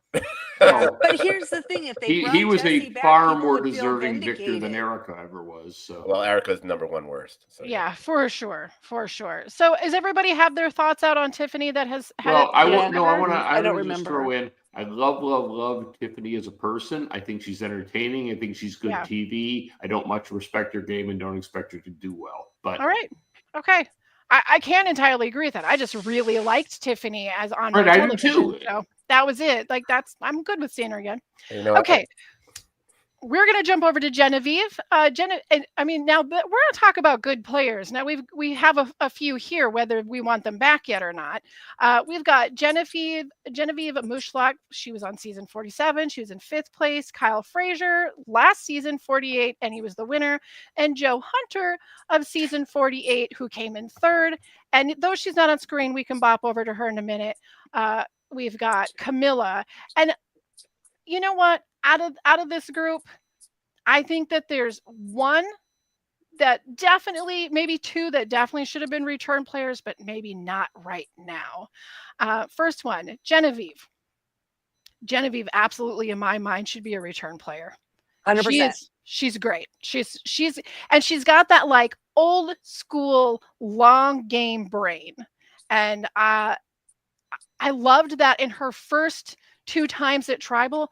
we didn't even know who the hell she was, but her name kept popping up because like there were people going, there was one or two people that are like, she's the threat. And they're the ones that went home. So you Yep. knew right from the beginning, she had her hooks in this game and she knew what she was doing. I think she's going to do really well. I really do. I think she's going to kick butt this season. Maybe not back so soon. I don't know, but I'm good with her being back. What do you think, Scott? Well, I'm drawing my line in the sand with season 47. That season will be my dividing line. Because anything after that, no. So I am actually totally fine with bringing her back. It does feel a little recent, but I really thought she was someone that, as we were watching, and even when she left, we were like, oh, they're gonna bring her back. They've got to bring her back. And there's a few. I mean, there's other players you could say from that season. You could say the same thing about. I don't necessarily agree with that, but she's the one. If I had to pick the one to come back, it would be her. So yeah, I'm totally fine with her coming back. All right, cool. David, what do you think? You know what? She's worthy. I think she's fine. She's one of the least objectionable of the new era players being brought back, and I think she'll do well this season. I think you're talking about post-merge top 6. That's my prediction for her. Okay, Christy? I'm so happy she's coming back. I really like her. She's like classic smart girl with her glasses, and she's always kind of like, you know what? It's like she had a little Parv energy, but with like more 100%. Intention. She had better. Like there was. Yeah, there you go. That's well said, Jamie. Yeah, and she didn't rely like where Parvati is calculated and knows what but she like uses her like looks, her girly flirtation.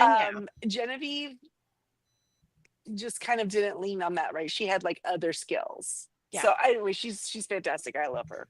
All right. Okay. Now, I think that we're all going to have so much of the same to say. We've got Kyle Frazier up on deck next. You know what? Kyle was my winner's pick. He got me the win on the tally. Yay. I'm so happy Kyle won his season. Buddy, you should not be here right again now. Already? Yeah. Preach it, girl. Again, keep it going. I got nothing else to add to that. Yeah. And we got three... we got 3 people from the same season that just happened, and you're going to pick a winner? Okay. Sorry, and it wasn't Kyle. Even that good a season. Yeah, Kyle, I liked you. I thought you were a good player. You're great. It's all those things, but and Survivor 60. That's a good place for Kyle. Yep. Yes. I'm just right now too soon. Meh. It could have been somebody else. Meh. Scott. I'm guessing you're going to say the same. So many other seasons and people. Like, come on. Yeah, Scott, you're probably at the same position there. Like I said, no winners, and I didn't want anyone from season 48 or the unaired season 49. It's too damn soon. If you need to have someone that's super recent, I'm willing to go back one more season to season 47 again, and I'll take one more player from season 47. And I'm sorry, it's not going to be Andy. I'm sorry. I'm going to pick who I thought, the guy who was gone way too soon. 10th place finisher, Saul Yee, as my replacement. Saul was great. Love Saul. Would love to see him back. That's solid. Yeah, I like that idea. Now, Brian, Kyle. What do you think about Kyle being here? Too soon. He shouldn't be back. As we move through this season, my feeling, having just watched it and now do this deep dive, part of the genius of the fans versus favorites is that you get like a, sort of 4 or 5 year gap between seeing them and them coming back. And it kind of makes it more exciting. I don't think of these 3 that we're going to talk about. I mean, I think you can only take one of them. If you're going to take any from this last season, I think you should only take one. And then it's dealer's choice if you want to take a physical threat, because I haven't seen a ton of challenge beast looking guys. If you want to take Joe for that reason, I personally wouldn't. I would take Camilla of these 3 that we have left on the block. Yep. Because as quiet and devious and genius of a game she played, I wouldn't mind to see her back. I thought of these 3, she by far had the best strategic mind.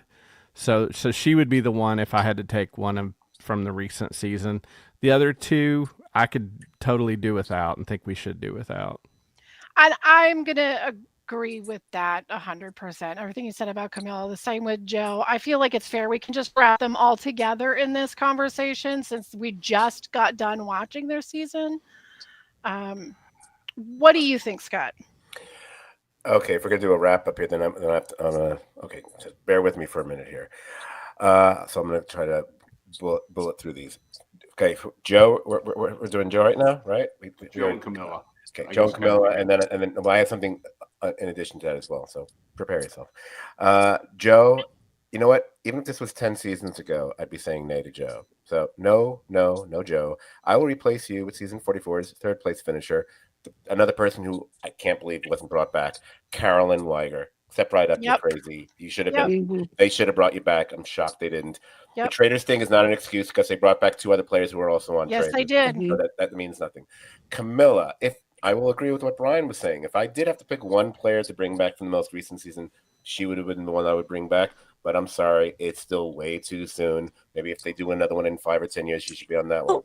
And it's not even fair to them as the players, even because these other players will have just seen their episodes too. Do you know what I mean? Yeah, makes no sense. So for and me, to put Kyle and Camilla together, where like immediately people are going, we gotta get rid of that one of them. You know, it's just weird. It's a sad but a resolute nay for me. They're all three going to get targeted because they're going to figure all three are working together. Yeah. Right. Yeah. It's just not fair. It's too much of an advantage for those guys. One of them being a winner, one is the, like, come on, it's too much. And if they would have really been thinking, what they should have done is try to take the same amount of, like, no double people from one season, right? Like one person this season, one person that season. Maybe there's some seasons you skip, but you try and spread it out between all the like even it out, right? You could do like 4 from this, 4 from that, 4 from this. You know what I mean? Gotcha. Yes. Well, yes. From the 20s, from the 30s. Right. No, there are cases you're going to bring back people from the same season. I'm not going to argue against that because you can't help it. But yeah, let me quickly do the replacement thing here, Sure. and an additional thought that I don't want to get lost in the middle of all this. I will replace her, and I forgot a really obvious one from season 42, which is now on my cast no longer represented because I gave Jonathan the boot. So I'm going to replace Camilla with season 42's 6th place finisher, Omar Zahir. Come on, Omar. I'm so Such glad. Make me some Omar. Yeah, I'm so glad you brought in Omar. And- He is an excellent player. And if you guys will bear with me just for like 90 seconds or less, it goes without saying, I think we might all be in agreement on this thing. I personally am firmly against having 2 players from an unseen season 49. 100%. I don't care how good they might possibly be. Yep. Like I said earlier, how do you have a season called In the Hands of the Fans, and then you pick 2 players the fans haven't even seen? Yeah. So I'm going to replace because both you're of Jeff those. Probst, and in the hands of the fans doesn't mean in the hands nothing. of the fans. It's meaningless. So I'm going to add 2 replacements. I will pull from another season in the 20s, season 28 to be precise. This woman's only come back one other time. She deserves another shot. She was a major player. My first replacement here will be Cass McQuillan. Boom. Oh, Cass, Yeah, that's a good love one. it. Chaos Cass. Good call. Yeah. And my last one is going to be probably my most obscure pick. And I felt like I needed to have one pick which didn't make a lot of sense, but I just wanted to do it for the hell of it. So I'm going to go back for my last pick. I'm going to go back to season 18 again, Tonka Teens, because I realized I'm bringing back Fish back. I'm going to bring back the person that he evilly conspired to get rid of at the final 4. Remember, we always feel bad for the 4th place finishers, but you might not remember her. But I do. I remember Taj Johnson George, who's never been brought back. I bring her back, and now my cast is complete. Taj has been on other shows though, hasn't? Didn't she go and do something else? Like the Challenger, one of those other ones. Like Not she the did some Challenge. other reality TV. But I like Taj. Taj would be fun to see again in Survivor. There's no doubt. Mm-hmm. And I will say, as I wrapping up my whole thing, for those who were concerned when we talked about this before we even did the podcast about the whole thing about diversity and old era and new era, and my entire recast, I ended up with an equal number of men and women. Wow, 50-50. I ended up with Just by chance. No, when I realized I had three white dudes in a row, I was like, okay, I gotta really be thinking about this. Diversify But this I did. portfolio. But fortunately, there was no one I left out that I felt like I wanted to put in, or vice versa. It ended up being what I wanted. That last one was almost like, who am I gonna pick for this slot? And it's like, oh wow, I remember her. I saw her face. Like I remembered her face. Got to put her in her. Yeah. I will point out in the actual cast that we know of, the 22, that 14 of them are Caucasian and the other 8 are people of color. It is really, really amazing And when that's- you see how off kilter it used to be before the Mhm. 50-50 Right. initiative. And It's keep in mind, we're scary. including Joe Hunter in that 8, and Yeah. which I feel is a bit of a stretch. So Yeah. I actually do slightly better in terms of diversity because my final list is 14 Caucasian, 10 people of color. I'm okay with that. The actual cast division for me, I did keep to it, so I do have 12 old era, 12 new era, even though I really didn't want to do it that way. Actually, that's untrue. I'm sorry. I did 14 from the old era, 10 from the new era because I thought that was a better way to divide it than. You definitely gave a better balance than CBS did. I don't know why we had so many players from the 20s skipped. There were a lot of really Because interesting we players, needed good room characters. for all the players from the late 40s. From the 40s. Yeah. Yeah. Come on. And I have a sneaking suspicion that there was probably maybe some difference in like contractual situations in those seasons for whatever purpose, different production contracts. I'm not sure. It's a shame though, because the 20s was a rich era for Survivor and some of the mayhem, and we are going to miss out on those players, and Yeah. that really sucks. So we got the 2 unknowns. That's it. We don't know who they are. We don't really care. Before we move on, Jamie, I just want to point out. I want to point something out because I didn't get to go on this, but then it's okay. But I want to say, what is Joe really without Eva? He is an unmemorable player who would have been a 10th place vote out. Like he really never. Eva really made knew what was his going on in the game, and I don't think he is anything memorable without. Mm-mm. And this He is never my knew what was opinion. going on. Of the 3, Camilla is the one I would want to see play. Yeah, same. He Definitely. Sorry, needed to be led. you He needed forgot to be me. like kind of led around it. If he hadn't been with those people, if he hadn't have done that thing with Eva earlier, Right, if they hadn't he'd have been bonded- gone. I agree. Maybe He him would've and Eva are in separate teams. I wonder Yeah. how different the game would have been. Very different. You I mean, know? it really would have. So I'm not a Joe fan, but I like that at the end of all of this, that we are like all in line step. Like we all are in the same place with these final 3, and then the final 2 that we don't know. okay. Here's what I was going to say about that. So all of these people on there, and a lot of people are, because once you're on Survivor, you're probably a Survivor fan, right? Do you ever not watch it if you've already been on it, right? So they've probably seen all these seasons. How fair is it to the other cast members, the other 22 people that have had their game exposed and been out there for these 2, because they're going to film these back to back, and the season 50 people, those 2 are 49, those people wouldn't have seen them play, right? Yeah. Is that right? Am I No, I don't like the fact that they can, even when you have the seasons back to back, the new season starts or goes to, goes into a holding next or one's production, whatever in the middle of the current season airing, so Right. they don't see the end. Right. So I just Like- think it's not going to be fair for like these 2 people that they get to come on there, and if they did crappy their season or there's something that they have to radically change, you know what I mean? Yeah. Where all these other people are been under the microscope. Everyone knows their game or thinks they know their game or has Yeah. preconceived notions of them, right? I just don't love some of the decisions that were made overall. I know that a lot of you see a lot like on TikTok, there's a lot of, pretty popular alum that are saying like, hey, yeah, I didn't make the cut. I wanted to do it. I totally would have done it. Like all of these. Rupert's one of those 2 that was I like, don't need Rupert back. I get I- that he I wants to go don't out there either, and but- bless him for still wanting to play. But Mhm. no, I would have. But there's a handful of, there's a handful Never as of good as his first alumni that season. are.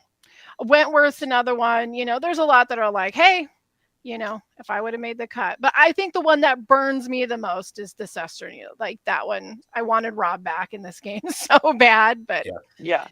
oh well. I think There's a lot of people. I made a list of people that were not cast.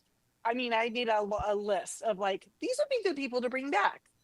Scott mentioned a lot of them for subs, but like, do you guys remember Carla, who played with Jesse? Yeah, Season she was 40 great. 40 The one that I sat underwater for 2.5 loved her. hours. I loved Mhm. her.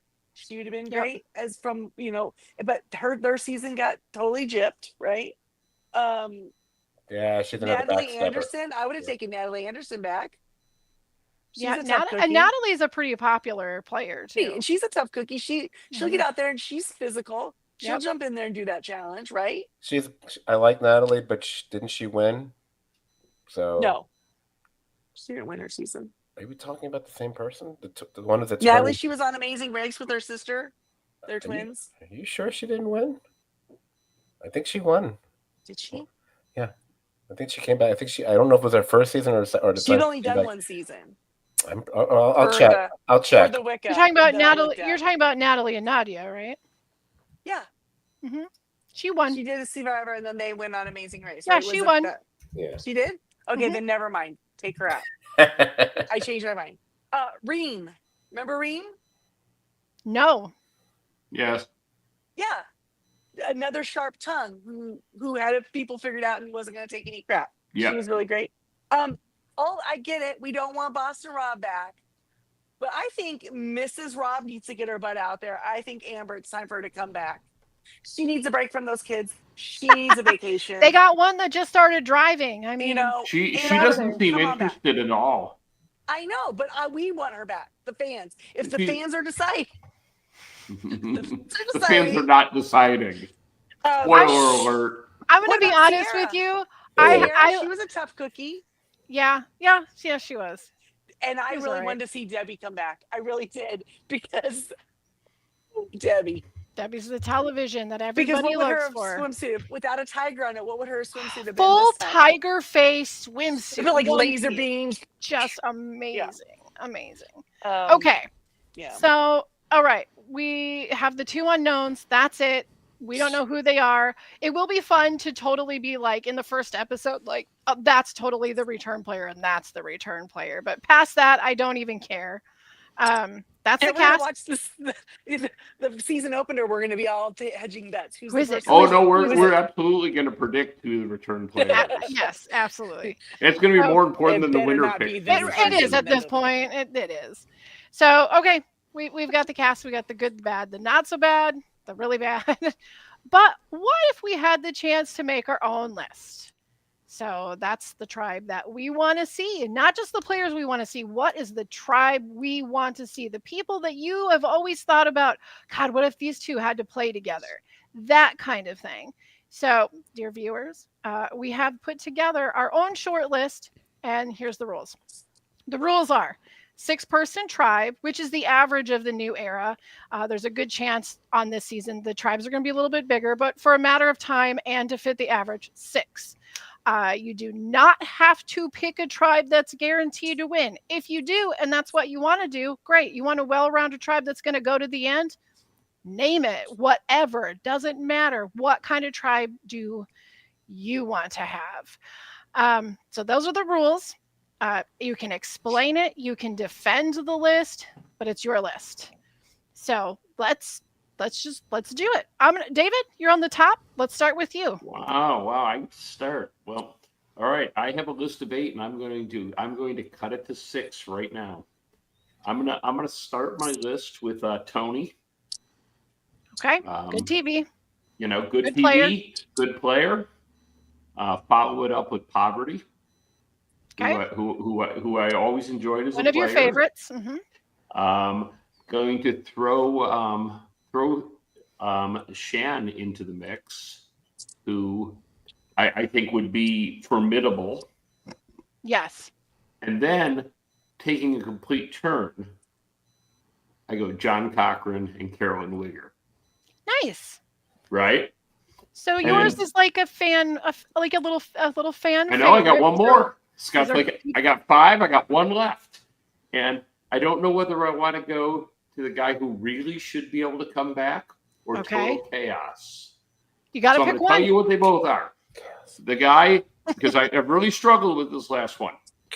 I picked Jesse Lopez. That's Okay. gonna be my pants.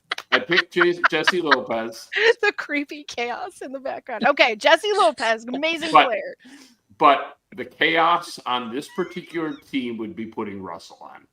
It would just explode.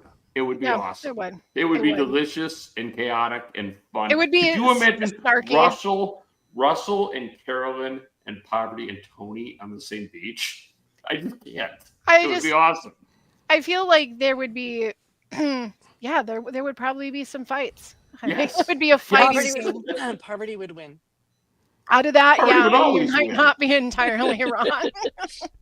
All right, Brian, I want to hear your team. Ooh, and he gets to pick from old school players, first 20 seasons. Yes, I'm gonna surprise you all because there's probably stuff that isn't cool because I've never been in the zeitgeist. But for the leader of my tribe, I'm gonna take the original supercomputer of Survivor, and I am gonna take Yul Kwan from Cook Yul's great. Islands. Yep, Yul feels was good. good in the challenges, but really good at doing the math and the probabilities and Such a a good really, leader. really good leader. He's going to be the leader of my team.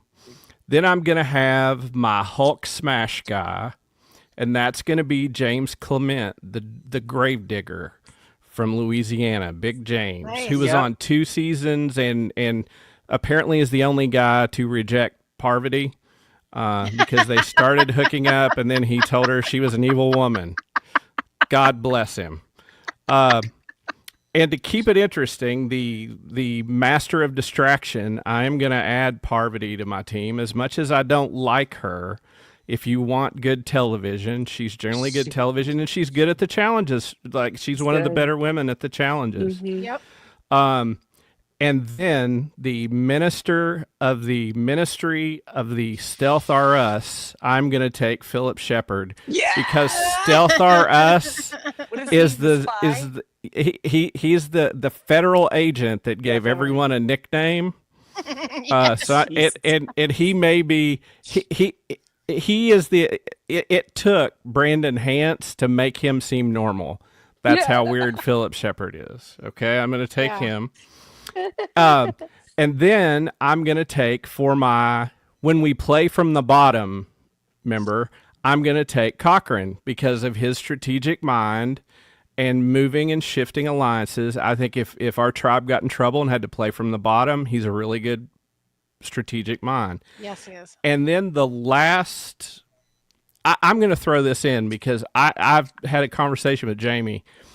I noticed the show now doesn't really cast old people anymore. And back in that day, there were really old people. Yes, there like, were. like that were noticeably old. Yeah. And they so- looked properly old. So my old for the old doofus guy around camp that brings some humor and occasionally does okay and went pretty far in his season. And I can't believe I'm going to say this, but he amused the shit out of me. I'm going to take Big Tom from Survivor Africa. Tom Westmore. Like Okay. that guy, and I'm going to take him because I thought he had one of the best rewards when he went on the hot air balloon over the African plain and talked about how seeing something like that was maybe the most amazing experience somebody from his little corner of the world would ever have. He got drunk and fell down. You felt it. Yeah, Yeah.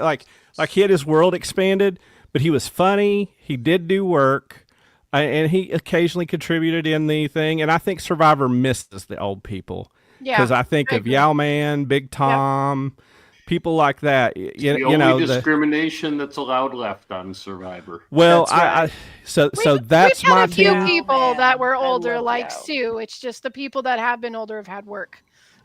and for my I'm going to throw in an extra category, and that's the people I most want to punch, and I don't know his last name because I didn't care to learn it. It's whatever that dude is, Rocky, that they cast that wanted to be like the next Boston Rob, the dude who bullied Anthony on the season with Earl and Dreams. I don't remember the season. That guy was a jack, you know what, and I would punch him in the face. And if Brandon Hance threw my rice and beans, let me tell you, he would go out on his terms, and I probably would too. That was, I mean, those Here, let me show two. you something. I would bring them back to the show. I would bring them back to the show and immediately eject them just to see what they would happen at the very beginning.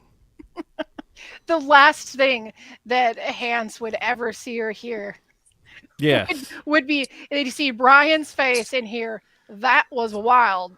Yeah. Yes. Gone. Blackout. Yes. I'm not giving you a chance to quit. You're gone. Goodbye. So that's my team. All right. I like your team, actually. Those are some people that you don't think about as often. And it's like, oh, now I miss that. Mm-hmm. All right. Miss Christie, you're up. Okay, so I tried to make mine even. All right. Okay. New old era, even though I Okay. don't like that it's so few things. But I wanted the queen of my tribe to have brains and 0 F's to give. So that means Chaos Cass, you are Yep. in my tribe. All I love right? that pick. Yep. Yeah, great pick because she will handle things. Then I'm gonna go to another old school era, the late old school era, that we kind of forget about, but we loved him on his season, and that's Wendell Holland. Oh, nice. I like Wendell? that pick. Good Yeah, call. we liked him, just like totally Well done, solid Christy. dude. And then I'm gonna save my last old school pick. And then I'm gonna go new school. That would be Jesse Lopez, because I can't not. I mean, everybody. Just, again, solid dude, right? He's trustworthy. He's not gonna lie to you. If you're in with him, you're in with him. He is loyal. And just he had a great backstory, right? Being in the gangs and getting himself out, and Yep. he just can't love him enough. Also, one that no one mentioned today, and that's Franny.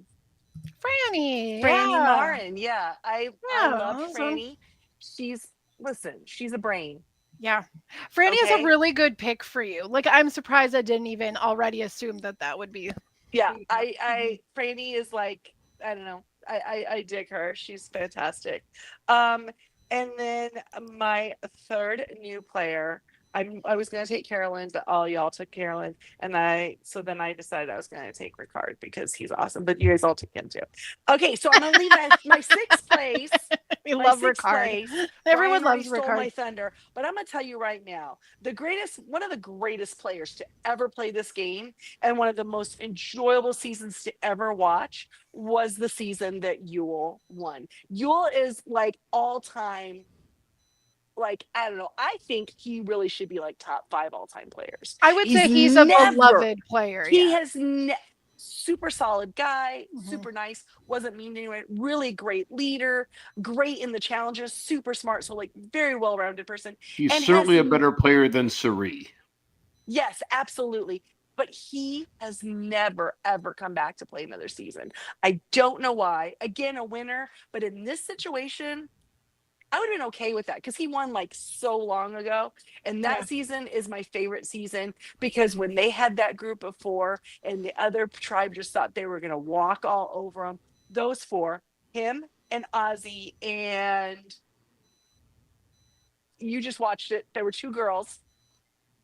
Who were I the don't 2 I girls? don't I don't remember their names, but there was the switch where Pinner All of a followed sudden, followed the other woman over to the other tribe, and it went from 6-6 Yep. to 8-4. Yep, and they thought, and they just at that point they had such drive and they dug deep, and I don't think that would have happened without Yule, honestly. And they just dominated that game, and it was so satisfying to see these underdog team that everyone kind of written off, right? Oh, I'm leaving this tribe, like I'm dipping out, and it was such a great season. Go back and watch that. That was I don't know the year Yule won. Yule is a 7, name that you 8. hear a lot of like fans that come in and play. Yule is always a name that they mention. That It's And where's Cook he now? Islands. Cook Islands is the Island, season yeah. if you want to watch. Yes. And where is he now? I would like to go back and watch that one, actually. He's It's a good one. Great he's season. not like all out there like trying to suck up glory or anything. Yeah. So like where is Doing he? his life, Hmm. doing his stuff. And you Anyway. see, he hosts something. Does he? Yeah. or did. I just What's don't it? remember what it Too is. too bad it's not on CBS, or he could be on the show. Too bad he Could he hasn't be on appeared on Hotfire? Jeff's podcast, or he'd be Then on. he'd be for on the sure. show. He'd be on there. But my group was a lot of strategic players. I 'Cause like your for me, Christy. I like your group a lot. You have a for good group. me, thanks. For me personally, I always like the strategic players. They don't have to be the biggest and the toughest. They don't have to be the strongest or the prettiest. But if they're playing a good game up here, Well, you also like the drama kids if they're on. Oh yeah, I mean, they're the theater fun, but kids I are don't always ever great. want them to win. Like I want to watch Debbie play again, but I don't want her to win. Okay. This is what we're going to do. I'm going to do mine, and then we're going to end all of this out with Scott, because I know that Scott has a Y'all, pretty good, he has a pretty good we never- defense. We never did a commercial. That's okay, because we're not going on that. Okay, good. All right. Okay. So, as you have, Brian's had, the most well-rounded team. Everybody has a job. Christy has some of her favorite players. David's is mostly like some of the icons of Survivor. I went back and forth a couple times. I thought, do I want like a really great team? Do I want it well-rounded? What do I want? And then I was like, you know what? Everybody knows me. It's the chaos. I just want to be entertained. I want to see. I want Team Tornado. I want chaos. I want craziness. I want snarky comments and eye rolls behind each other's backs. So eye drama. Some eye drama. So I put together the tribe that I thought I was going to get the most out of this. And there is some strategy to it, because if you're going to have a tribe like this, they could get eaten alive pretty fast. So I do have a few buffers in there for that chaos. Okay. Number 1, 2 people that you guys know are my favorite players in this game is Cochran and Christian. Christian's already being listed on this. Cochran's a winner. I didn't want any winners on my tribe. So I thought, you know what? Who else do I love?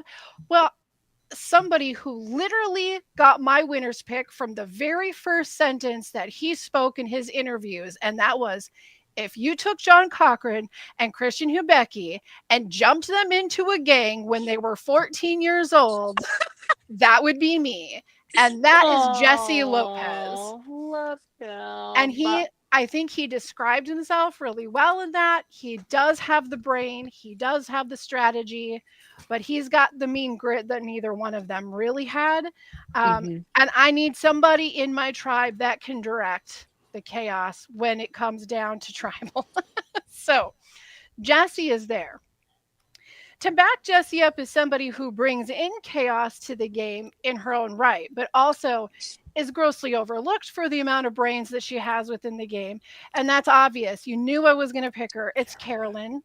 That's why I didn't pick her. I knew she could work with Jessie, but there's more purpose for me to have Carolyn in this just beyond that. And that's some of the people I'm bringing in to play with her on my tribe. Now, if we lose every challenge, we're just going to get eaten alive. And that means I don't get to see as much craziness for as long. These seasons are short. So I need to have somebody in the team that can at least help them come into second place in these challenges and make it to merge. So I've got Malcolm. He's great. He's a good personality. He's going to get along with the big personalities. Super surprised he didn't come back, didn't get the call for this. Cannot believe it. Yeah, I thought for the longest time that he was being like groomed to be a new host. That's how much we saw Malcolm for a hot minute. Yeah. But Malcolm is on my team to help these crazy little bandits win something, so they're not going to tribal all the time. I need somebody on this team that has the sass and the audacity if it's going to be a crazy team. And I am putting in Hai Jean.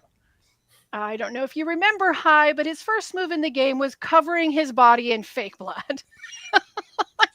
Literally overdoing the fake blood. Do you need that?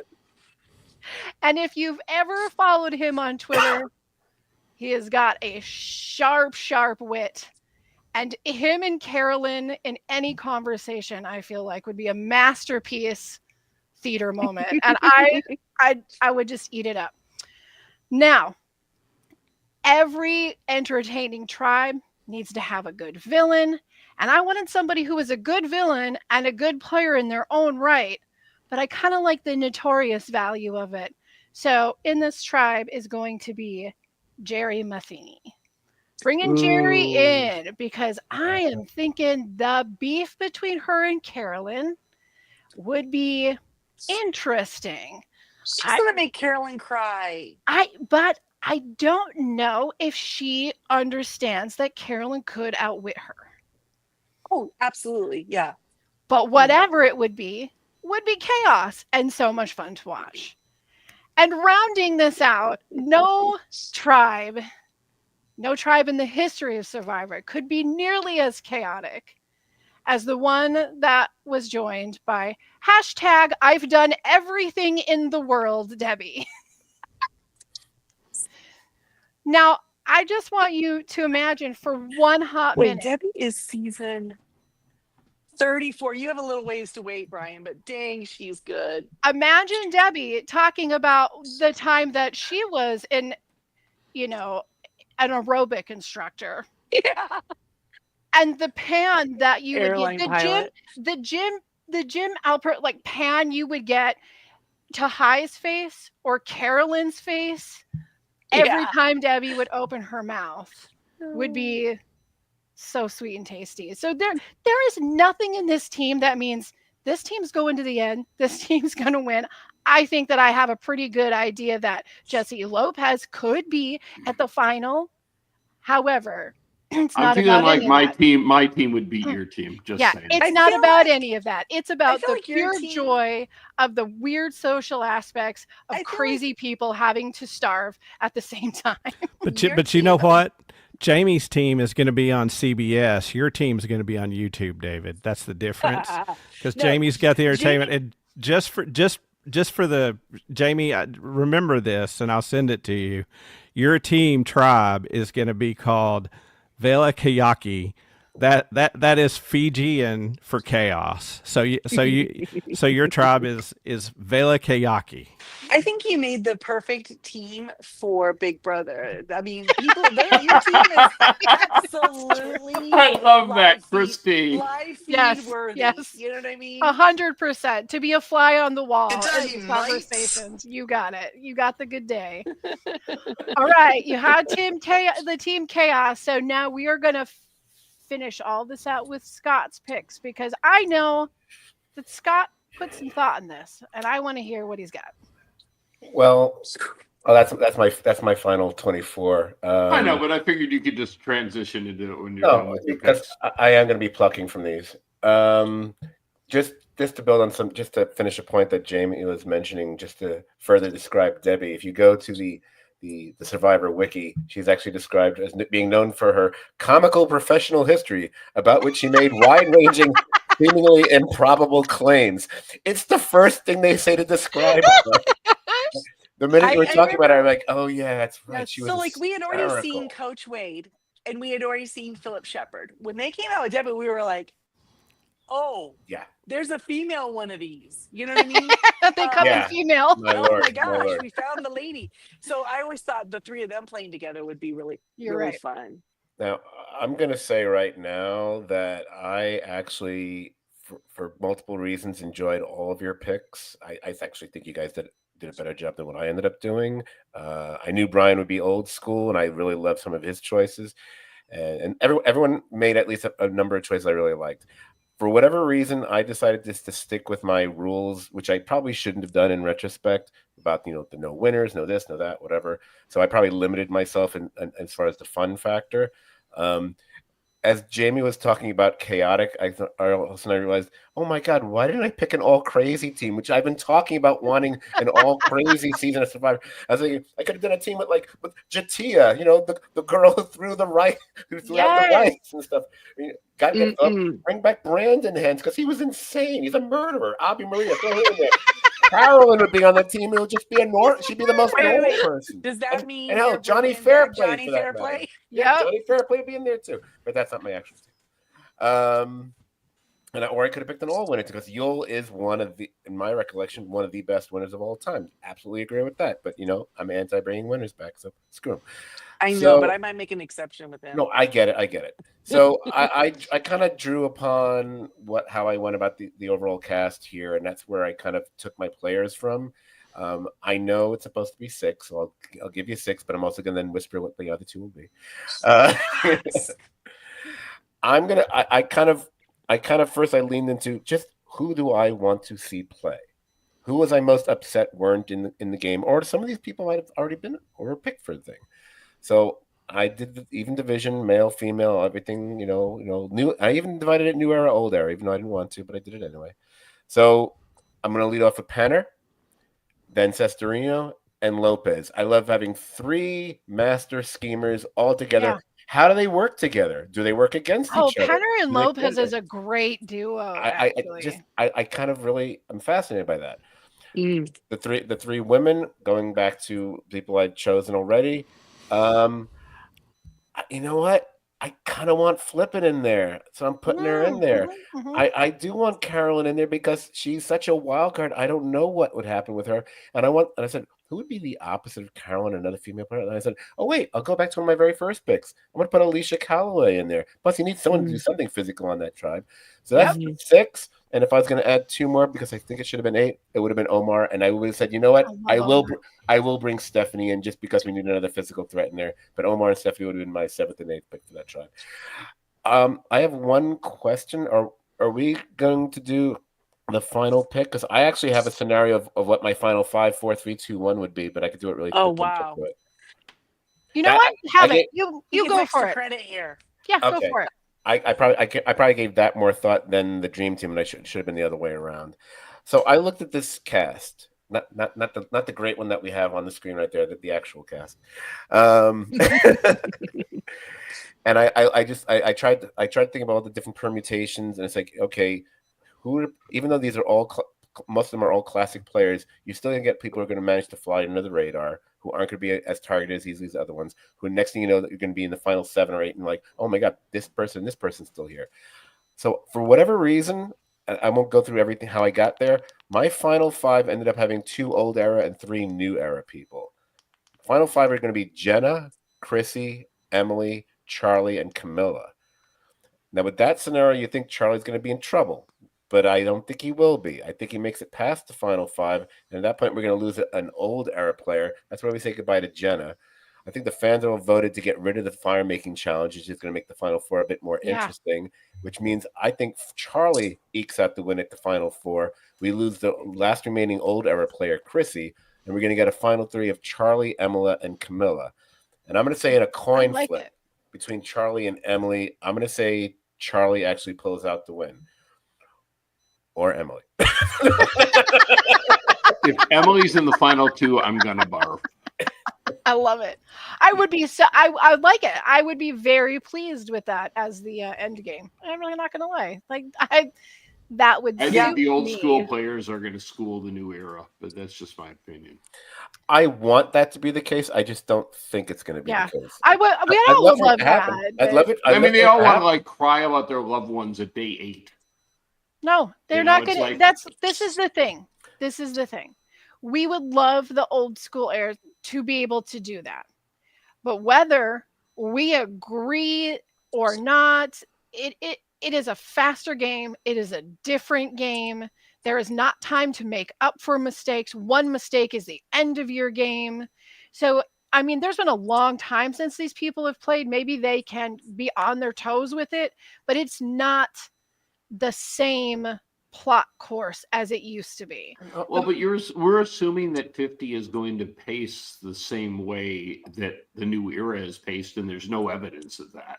Except for the last, since season 41, it's going to be the same. You really think they're going to just stick them in and stick with the same format, the same challenges on the same island with just painting the challenges a different color? You know what it's going to be? They're going to be like, oh, like this brand new challenge, but it's actually because they're going to take old challenges and they're going to try to make like, oh, you might remember this challenge from so-and-so season, but it's going to still essentially be the same thing. Well, also bear in mind that a lot of the older era players are older, and that can work against you in certain. Yeah, but it's funny because there really isn't that many over 50. I think there was only 2. Yeah. Yep. But you're still going to be dealing with almost 20-year gaps between players, so that can be a factor in some of the challenges. We'll see what happens. Look, if the cast had been my cast, then I'm picking all old school people. But based on the old era people that they picked, I just wasn't, as you saw, I wasn't that thrilled at most of their choices. So I was like, it ended up being, I think the new era people are going to win this one. Now, do you guys think they're going to split? They're going to do 3 tribes. They're going to do 2 tribes. What are they going to? Do you think you're going to do there? 3 tribes. Think they're going to do 3. Well, then why do you think that they would do a 3 tribes. longer season? It'll be. No, I don't think it's longer. I think there might be like the There'll be a Survivor double version of or- double eviction. Mhm, yeah, Mm.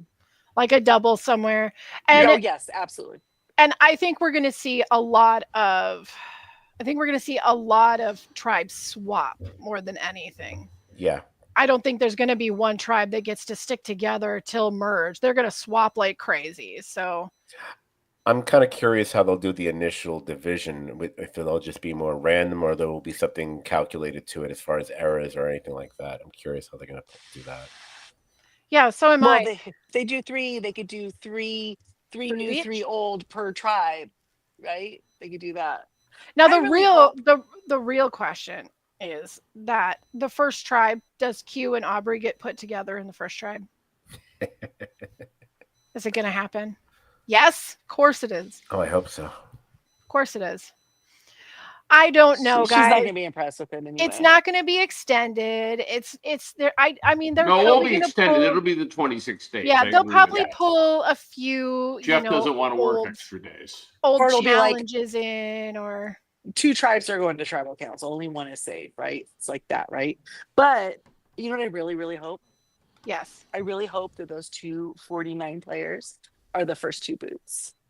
Yeah, me too. Sorry, guys, you were great in your season, but by I now mean- I you'll think, get like I 4 think more the times. to 48 come in. players are an instant target because there's 3 of them.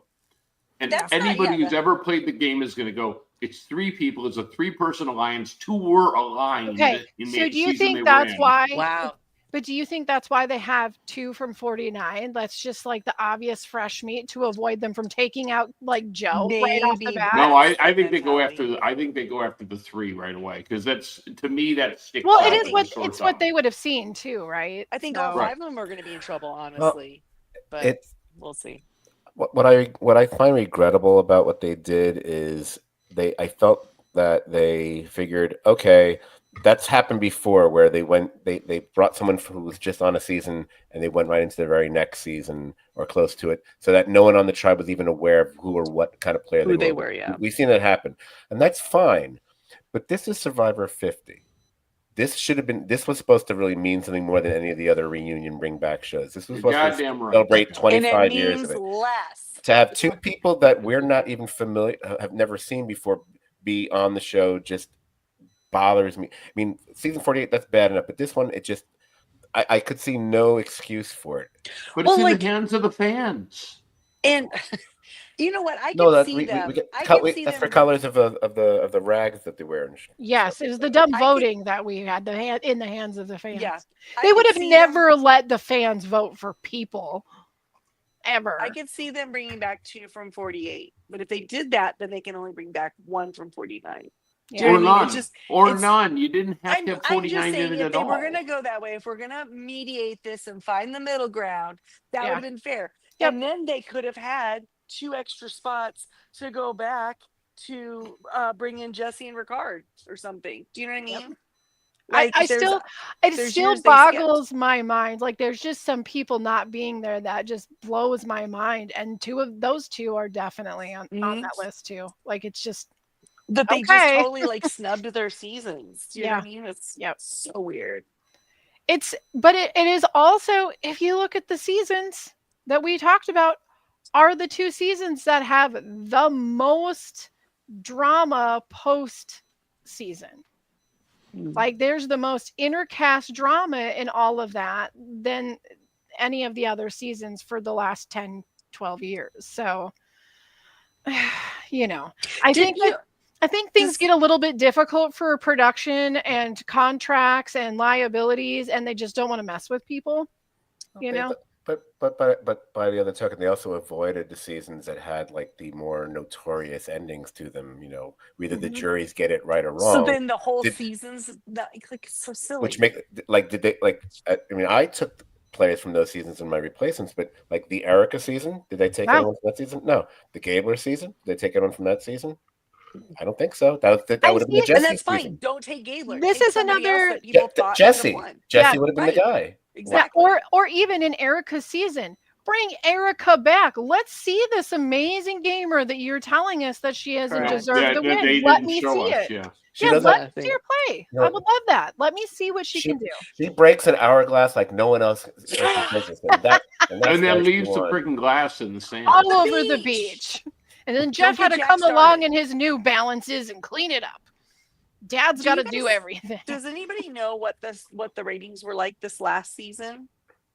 I don't know Did what they- they were. I Did know they that the stay ratings steady? started Did they go to up? Did they go. go down? I know that the ratings went down for a little bit and then they started to come back up. So there was something that made people happy. I That's wanna the say, only thing I Christy- could think of that would be 3 from this past season. Like that Chris- was such Christy, a great season. If you Google it, I think what you'll find is the overall ratings are down, but the key demo ratings are up, if I Yeah. recall. Now, I could be wrong on that. I could be making it up, but that's what I recall reading. Yeah. So And, they're getting I mean- young people to watch the show. And more or less. the Joe of all of it, the Joe and Eva of all of it, like left Survivor and really became in like a thing in TikTok, and it Right. that, It was that it was whole story really- jumped. It had so people talking outside. Yeah. exactly. Well, I feel like in almost every case, with a few notable cast members, but most of them, I feel like we're all within sort of the same realm.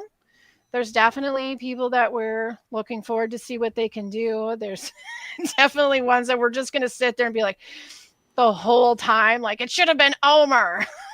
The whole time, everything, Yeah. every win, it shouldn't have been you.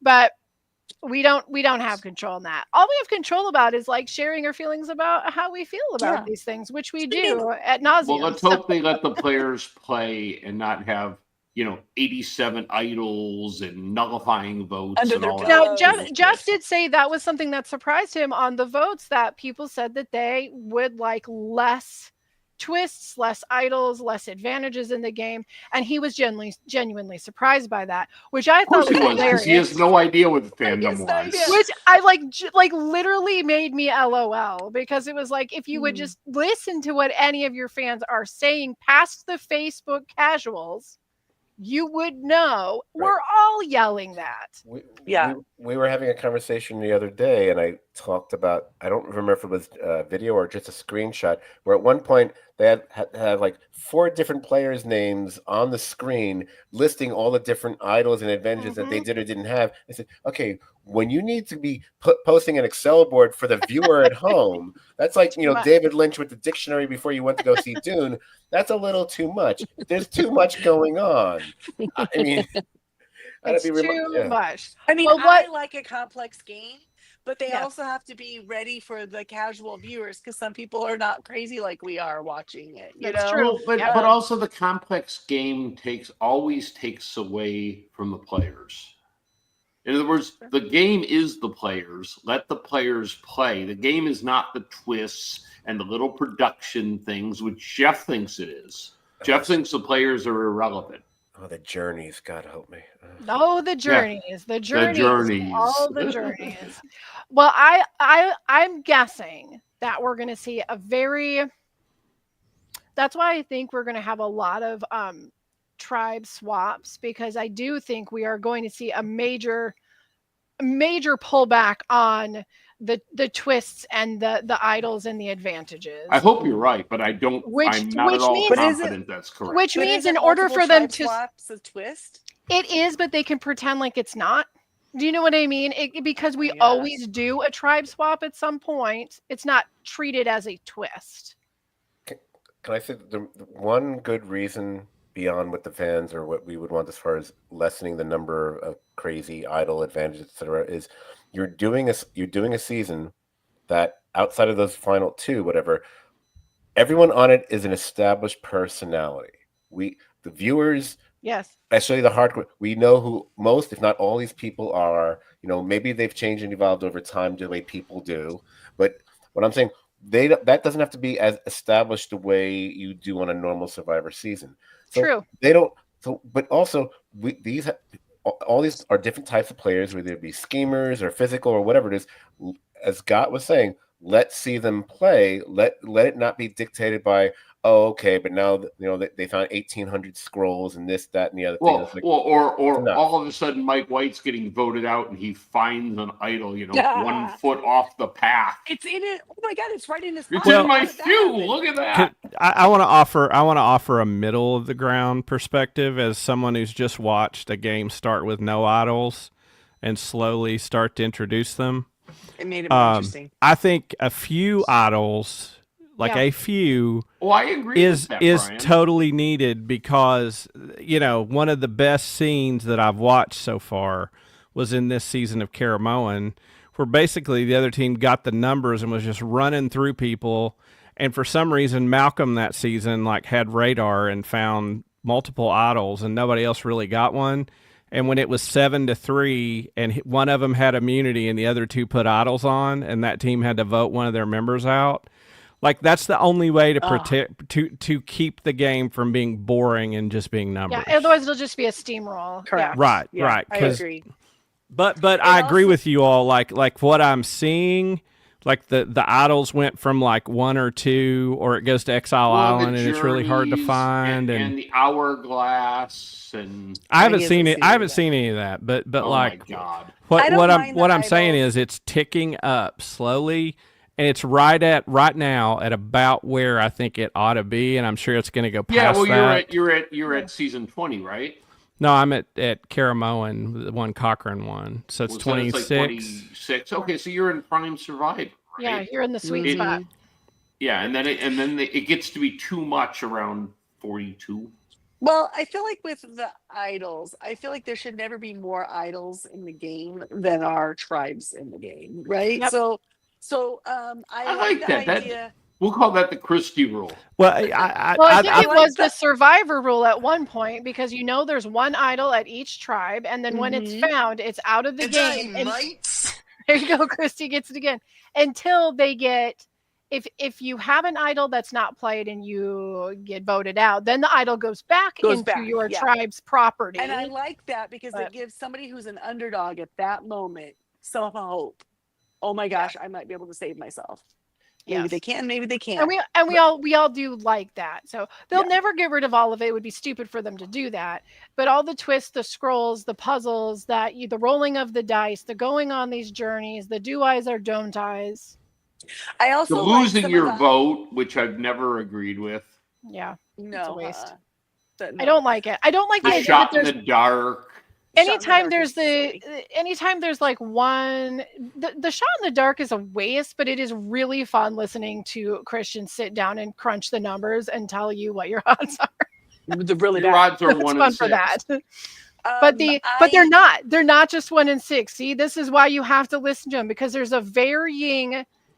a variation on what your odds are depending on certain things, and I am not math enough to be able to repeat it.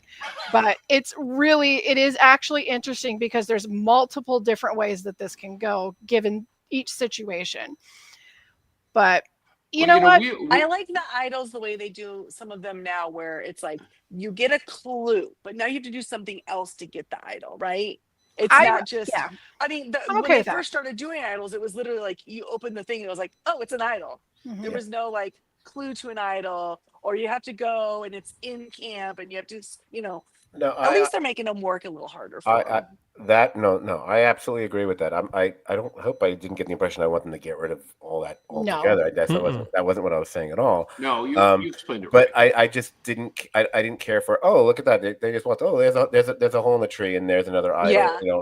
Right. One after the other. I mean, why does that cameraman keep looking at that one hole in the tree? And what I don't like about the journey thing that they keep doing now is it's like it becomes kind of predictable, and it's like okay, and then now this person's going to come back to their tribe, and no matter what, no one's going to trust that person, so they automatically are targeted, and I got to sit through all this all over again, and then they're like, do I feel bad Why because would they're you actually want to go telling on the the truth? journey? Or Like that, it doesn't make it a good thing. I kind of loved. I kind of like. I think that the first time they did it, it's one of those things. It was great the first time they did it, but then it did open up where now every time people know how this works, and if you tell them something that doesn't match what they just saw on television, now you're suspect, and you couldn't. There was nothing you could do about it. Like you didn't decide to go there. That you got interesting to go. If they did it that way on the journey, if they say pick someone to go on the journey, right? Each tribe picks their person, and they go, okay, everybody, come on, y'all are gonna watch them do this challenge. Yes. Yeah. So like they didn't know. Or better yet, they go, okay, you three can't go. Now pick someone else. Oh, but I mean, then it's like, it's kind of like they chose their champion for that, but they don't know. And sometimes they throw like the person that they don't really like, or they'll, And so I think that would be interesting to see, like, now this person's representing you. They're going to play for your Listen, I'm telling you, all it's going to take or something. This is it.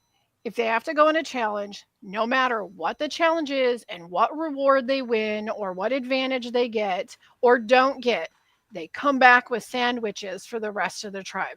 No one's going to give a crud if they have an idol or not. Come back with food, and it's a done deal. No one's going to be sus. It's done. Food, snacks. Look, I brought you snacks. Now you're not in trouble for going to the thing that we made you go to anyway. Yeah, because there's no good way. If you win and you bring it back and you tell them you're totally truthful, they think you're lying. Unless you bring back a sausage sizzle and then you're out of here. Even if you don't win, as I've just watched today in Caramoan, and poor Brenda lets everybody else have their loved one, and then they immediately vote her out because she was really good in challenges. I remember that. Which was the most despicable thing. And that woman, Dawn, who, if she cries one more time, oh my gosh, outwit. But like the it's dude like who gave up his immunity necklace to the girls in the waiters brigade. That was Eric. That was Eric. That was the best moment. That's the most infamous one of all time. Yeah. Oh, God bless him. What a true trusting soul. Bless his heart. Yes, it's funny because I just feel there are certain things, and I think me and Jamie have talked about this a little bit, if I'm not mistaken. They're like really easy, simple, wouldn't cost you any money kind of changes they could make, which they've even done variations of in the past, but not quite. That would just make it a better watching experience. It was like bringing back the auction, which was something I was a big proponent of. And I really got annoyed with their excuses for why they weren't bringing back the auction. Oh, because it's too hard to handle the money. They could use freaking peanuts. That made no sense. And then they were, now everyone's just going to bid on the. It's like, well, why don't you just? And the fact they actually did it in Australia, and I had said this like years before that. It's like, you just hide you in at least one or two of the food things. You hide it somewhere. That way you don't know. Plus, the deal or no deal of it all. Like, also, when you get to the final four, the big if at least that one, where whoever wins that's they're in control. If you're going to do the fire making thing or whatever, bring the juries to watch it. That I agree. Yeah, it's such an easy thing because the fact that someone is going there and there should not be a moment where they think, oh, I have to make a fire to prove I belong here. It's like, no, you just won a major challenge. You've already done that. Let them see you do that, since apparently wearing the thing around your neck isn't good enough, because that was the criteria on one of those. The jury always gets it right, and they voted against it. They didn't vote for a person because they thought she should have made fire, which was ridiculous.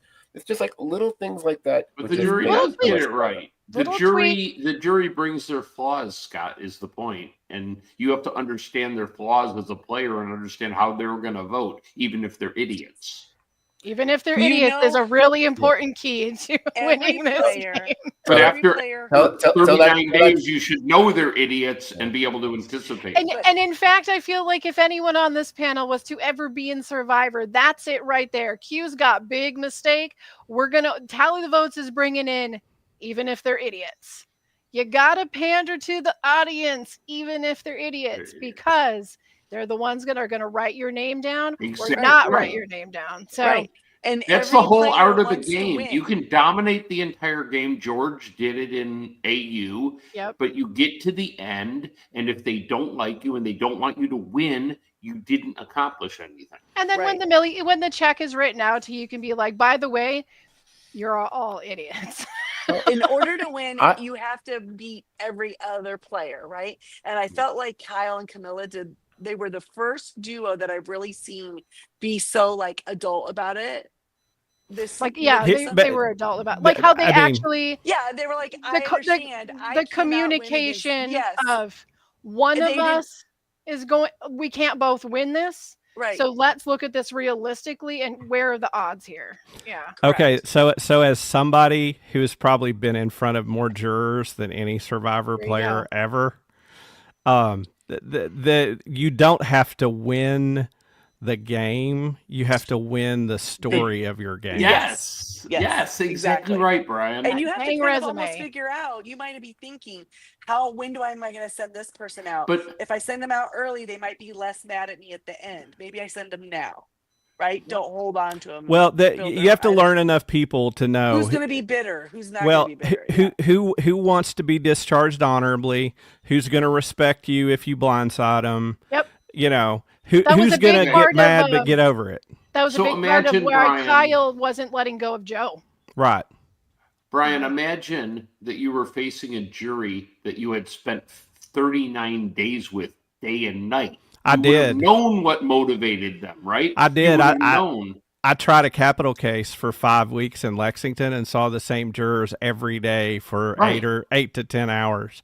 And I got to know them because when you're in a courtroom, even if you can't talk, that you walk in the morning, and when they first come in, some of them start to like look at you and smile, and some of them stink eye you the whole time, and you start to notice Some of the them kinds of stand up and try to questions look you menacing ask, in the and jury. right, Command and presence. Well, you know, So the point of the matter is you could absolutely win on the law and lose before the jury. Sure. Right?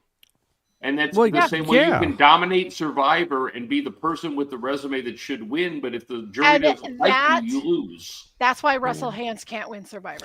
but that's And George. it's telling the story of your game, which is why Yule, I think, was such a good winner, because he played honorably, and when things got tough, if he had the numbers, he would be honest with someone. Yep. So that when they Yeah, left the game, nobody disliked him, right? he only blindsided when he had to, when it was absolutely strategically necessary and the numbers weren't in his favor.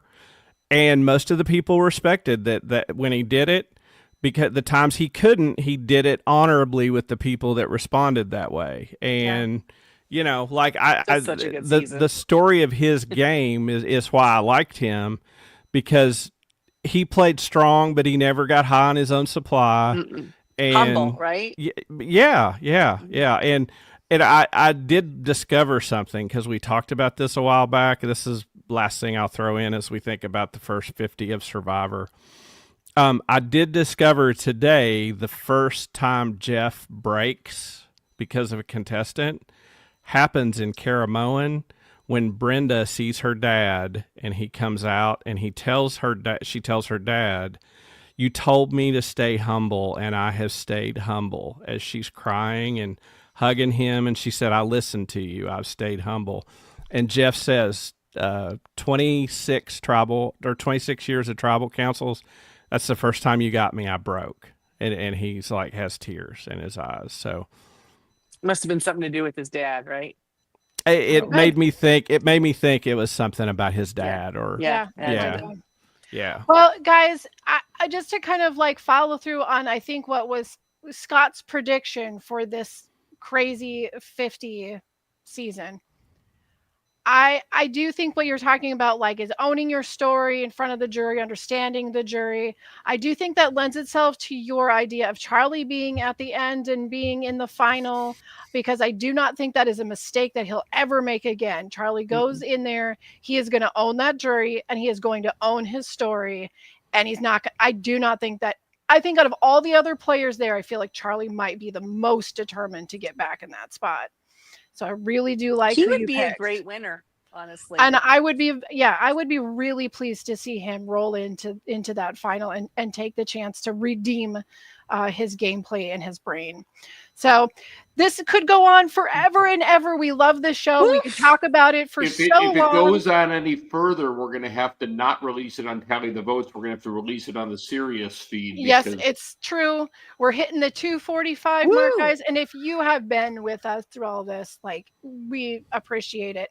And it means that you're a big fan of Survivor too. So you Then get you're it. You just as understand. geeky about this as we are. Yep. If you're still here, nerd alert. Sorry. Yeah, literally. It's I don't know. it's I hear it's you. been as fun and as nutty as I kind of suspected it was going to be, and I'm glad that it was, because otherwise we wouldn't still be here having fun talking about it. But we have season 49 to get through first. Then we also have the final season of AU Survivor being hosted by our beloved Jonathan. But who knows? He does You live know in what? LA. He lives in LA. I think one of the reasons not that I had the banner ready to go. it's because they want to take away the auction over there, and he said absolutely not. No, That's exactly way. what it is. Probst insisted on absolutely removing the not. auction, so he had JLP fired. Well, guys, also he lives in LA, and maybe after season 50, the new host of US Survivor, they won't have Yeah, to but change you wouldn't know from his Listen, post that they he is would anything not behind the even have to change the initials on the parking spot. Oh my gosh. Do you know he got Right. fired by email? Yeah. Yeah, he got blindsided. He said it hurt Not like cool. hell. And Not you're cool. right, JLP. And the fans erupted with frustration, anger, and sadness because he is very loved. And I feel bad for the Golden God because he's going to be not accepted because the fans are so pissed about Again, I JLP. think he would have been accepted if they let him go out on his own terms. Agreed. If he chose But these to are the leave, mistakes. people These are would have the been happy mistakes with they him being make. filling it. And we haven't seen the last of JLP. I feel like there's a my words. Probst hand in that somewhere. But Mark my words, he's going to make an appearance somewhere else. We're going to have other ways to get our JLP fixed. It's just not going to be the same. But Yeah. I'm excited for season 50 to drop. In the meantime, David Christie, where can we Next find week, you? yo, we are back for Big Brother. July 10th, And right? did you see the controversy? No live feeds for the first week. What the fuck? Well, that's not Wait. old news. That's pretty normal. So that's 1 week from tonight, y'all. Scott's like, it's not just me. Yes. 1 week. Every tonight. time I play by the rules and someone else cusses, this is wrong. dude. I played by the rules. I'm good. I love it. I say balls deep and you about lose your mind that I've been offensive, and then F-bombs drop repeatedly every time we podcast. And that's why we have Brian's rant segments all the time. I'm coming in here like Steve Martin in Planes, Trains, and Automobiles one of these days. And you guys are gonna be the rental car. I thought you were going to leave here like Steve Martin in The Jerk and be like, I just need this logo, and that's all I need. And I need Now, this one song. more thing. All I need is I a need logo that this. looks like boobs on Christy. All I need is Rupert, and that's all I need. I just need Rupert. Oh wait, I don't no. even need Rupert. Well, Scott, where can we find you?